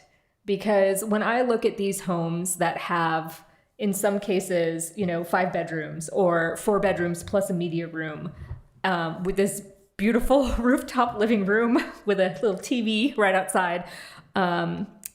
These are luxury homes, right? Like a 5-bedroom home is a luxury home. And I had the same thought you did, right? If I was investing in a 5-bedroom home, like that's not going to be cheap in San Mateo. I would expect a place to walk my dog, right? That's more than a couple feet wide. Or I'd expect, more than 2 trees. I'd expect a little bit of grass where my kids, who are presumably, if I'm buying a 5-bedroom home, I have a family, can play a little bit. And so to me, it feels like there's a little bit of disconnect in the design of the site and the units. And that's just my comment. I'm sure these will find owners, but it might turn out to be a little bit tricky. I also think that it is really great to see some missing middle ownership opportunities in San Mateo. Ordinarily, we would say that the benefit of a missing middle ownership opportunity is to provide a more affordable entry point than the single family homes in San Mateo. It's why we hear so many public comments from people wanting more condos or wanting more townhomes, because you can buy a townhome cheaper than you can buy a single family home. That said, a 5-bedroom townhome, I think, might not be that much cheaper than the 2-bedroom single-family homes in my neighborhood. So I'm not actually quite sure how this will end up penciling out on paper in terms of providing a more affordable price point. But it is an ownership opportunity, a new ownership opportunity, and I think those are always nice to see. I think I would perhaps respectfully disagree with the applicant about this project being a pioneer. It is directly adjacent to another residential project, a condo building that is 3 stories tall. So I don't know that there is anything about this project that is doing anything new or beyond what already exists in that area. The applicant noted that under the current zoning, this project could have been 22 units and 5 stories with no parking. Under SB 79 that goes into effect on July 1st, this could have been 44 units and 6 stories and no parking. And so I think a true pioneer would have been more in that direction. This is within a half mile of a Caltrain station, and we know from some other developers that have been before us that when you're on the half-mile border, that the occupancy of the parking utilization tends to be 1 space per unit. So I do wonder if this will end up being overparked. But if it is going to have multi-generational families, then maybe not. But that is all to say, I think this actually could have been innovative if it wanted to be. It could have done more than 10 units. It could have gone higher than 3 stories. But that all aside, it's still a very lovely townhome project that I think will definitely bring some new life to that little cul-de-sac street. So I'm glad to see this go in. I support this project. It's always nice to have some more new housing and some ownership opportunities in San Mateo. So those are my comments. Could we have the resolution on the screen again, please? Yes, Chair Patel. And also as a note, staff did provide an additional recommendation to include an additional street tree, but the applicant suggested in lieu of that, providing public art. Is that something that the commissioners would like to discuss? As an how do we feel? If I could make a comment first. Sure. I was looking at the sort of site plan. Obviously, there's like on the front of the property, there's 3 sets of entrances with driveways in between. And I guess right now there's plans to have trees on the 2 entrances on either side of the center one. So I can understand why the applicant might want to not want to have a tree there, just visually, kind of symmetry, maybe not to like maybe do some art piece or something there. It's like the center is of the facade is more visible from the street. I think if I was a resident of one of those homes, I might appreciate a tree for some additional screening and shade and other things. So I'm kind of not sure where I land on this question right now, and so I welcome my other commissioners' comments. Well, I think I made it clear where I stand on landscape. And I guess I just want to add one other comment, related to this, but before I go any further, like I feel like this project is it's potentially a great project, but it's using the density bonus laws to get rid of a lot of planning elements that have traditionally been important to the neighbors, the immediate community, such as landscaping and trees, and there's very little room for any of that, as I've said, and the parking where you'd encroach on the sidewalk if somebody accidentally parked in front of, I just think they've used this to maximize and build 10 very large homes and utilize the state density bonus laws, to just max out the site with big homes. So I don't know. And again, going back to the art question, I think the trees would be better than art.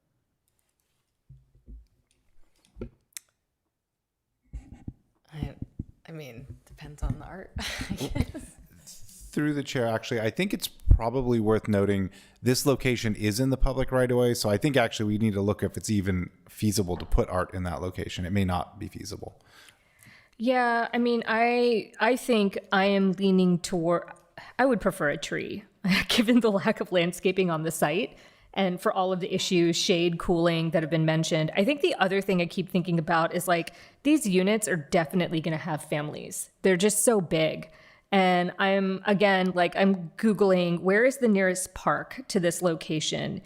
It's Trinta Park, but Trinta Park doesn't have a playground. So if you wanted to take your kids to a playground, I can't quickly find where you would even go. Beresford Park. Yeah, you would have to go to Beresford Park, and that's not a walk. That's a car ride, right? So that's not an easy thing to do. My kids love to climb trees. My kids also love to climb the public art. I would say whatever it is should consider the fact that children will climb it and make it, if it's art, it needs to be safe to climb art. But yeah, I'm leaning towards agreeing with staff's recommendation that it be a street tree, especially given that it's public right of way.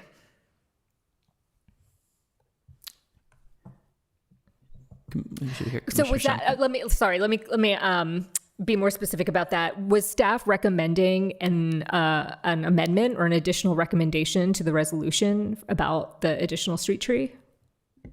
An additional condition. An additional condition. Okay. Do we have agreement on staff's additional condition? I'd like to hear from Commissioner Shumkle as well. If he has Yes, I am in total alignment with the lack of the nature-inspired design here. I would be in alignment with the rest of you all in favor of another tree. Great. Okay, I think that's 3 for another tree. So why don't we include staff's recommended condition?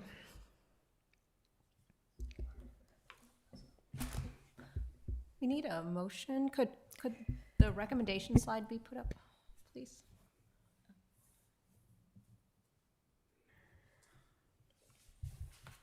Would anyone like to make a motion? I'll make a motion to adopt a resolution with the additional recommendation of staff's recommendation to include an additional street tree. Second. Great. Heleva, may we have a roll call vote, please? Vice Chair Clafter? Yes. Commissioner Shumkle? Yes. Chair Patel? Yes. Commissioner Bush? Yes. And Commissioner Williams? No. Motion passes 4-1. Thank you. And I will go ahead and close that item. The last item on our agenda is reports and announcements. Do we have any reports and announcements from staff or our city attorney? Reports and announcements. Yes, sorry. Yeah, we've got a few. Give me just a sec. Okay, so wanted to check in about upcoming meetings. We have all of our upcoming meetings are anticipated to be happening. The May 12th meeting, we are bringing an extension request to you for the Block 21 project. So that's what's on the agenda for May 12th. May 26th is a special use permit for a gas station convenience market at 1471 East 3rd. And then also a housing project at 220 West 20th Avenue. So those are the anticipated agenda items for those meetings. It is 1471 East 3rd. And then we had a question, the first meeting in June, on June 9th, we have two items, one of which is also a housing project, Nazareth Vista. And then we are also bringing the comprehensive zoning code update as a study session to you all. And so wanted to, I think, one, we wanted to confirm that you'll all be available for that meeting, for all of the upcoming meetings. And two, to find out if you would be open to starting the meeting at 6 p.m. because we anticipate a lot of content on the zoning code update. What's the date again? So that one is June 9th. So we've got May 12th, May 26th, and June 9th are the three next meetings. Are there any anticipated absences? No, I'm here. Yeah, I'm here, and I'm open to starting at 6. Or Even though- maybe even earlier, knowing us and the comprehensive zoning code update. Even though it's my husband's birthday, I'm open to starting. Does he want to come to a planning commission meeting? Yes, It's going to be real fun. Bring We can cupcakes. find something Yes, else yeah, to do. give your loved one the gift of comprehensive zoning code study session. I will double check to make sure I don't think I'm absent that day. And I could start earlier than 6 even, but I do anticipate an absence in July. Okay. Noted. Yep, I'm good. Okay. Great. Then we will move forward with 6 p.m. is probably best, right? Yeah. Okay. Great. Yes. Okay. I'm fine. Great. Okay. And then some other meeting logistics. We are finally going to be updating the chairs to go along with the new technology. And so that will be the second meeting in July, and the first meeting in August will be back in the Oak Room in the library. And then the last thing on the agenda is that the boards and commissions application, I think we put this in our e-news update, but that has been extended to this Friday, May 1st at 5 p.m. So there are many positions available. So if anybody is watching this meeting, or if you want to let folks in your networks know that there are positions available on the city's various boards and commissions, and there's still time to apply, please do. Great. Thank you. Any other reports or announcements? Nope. Then I will go ahead and adjourn the meeting. Good night. Good night, all. Good night, Max. Good night.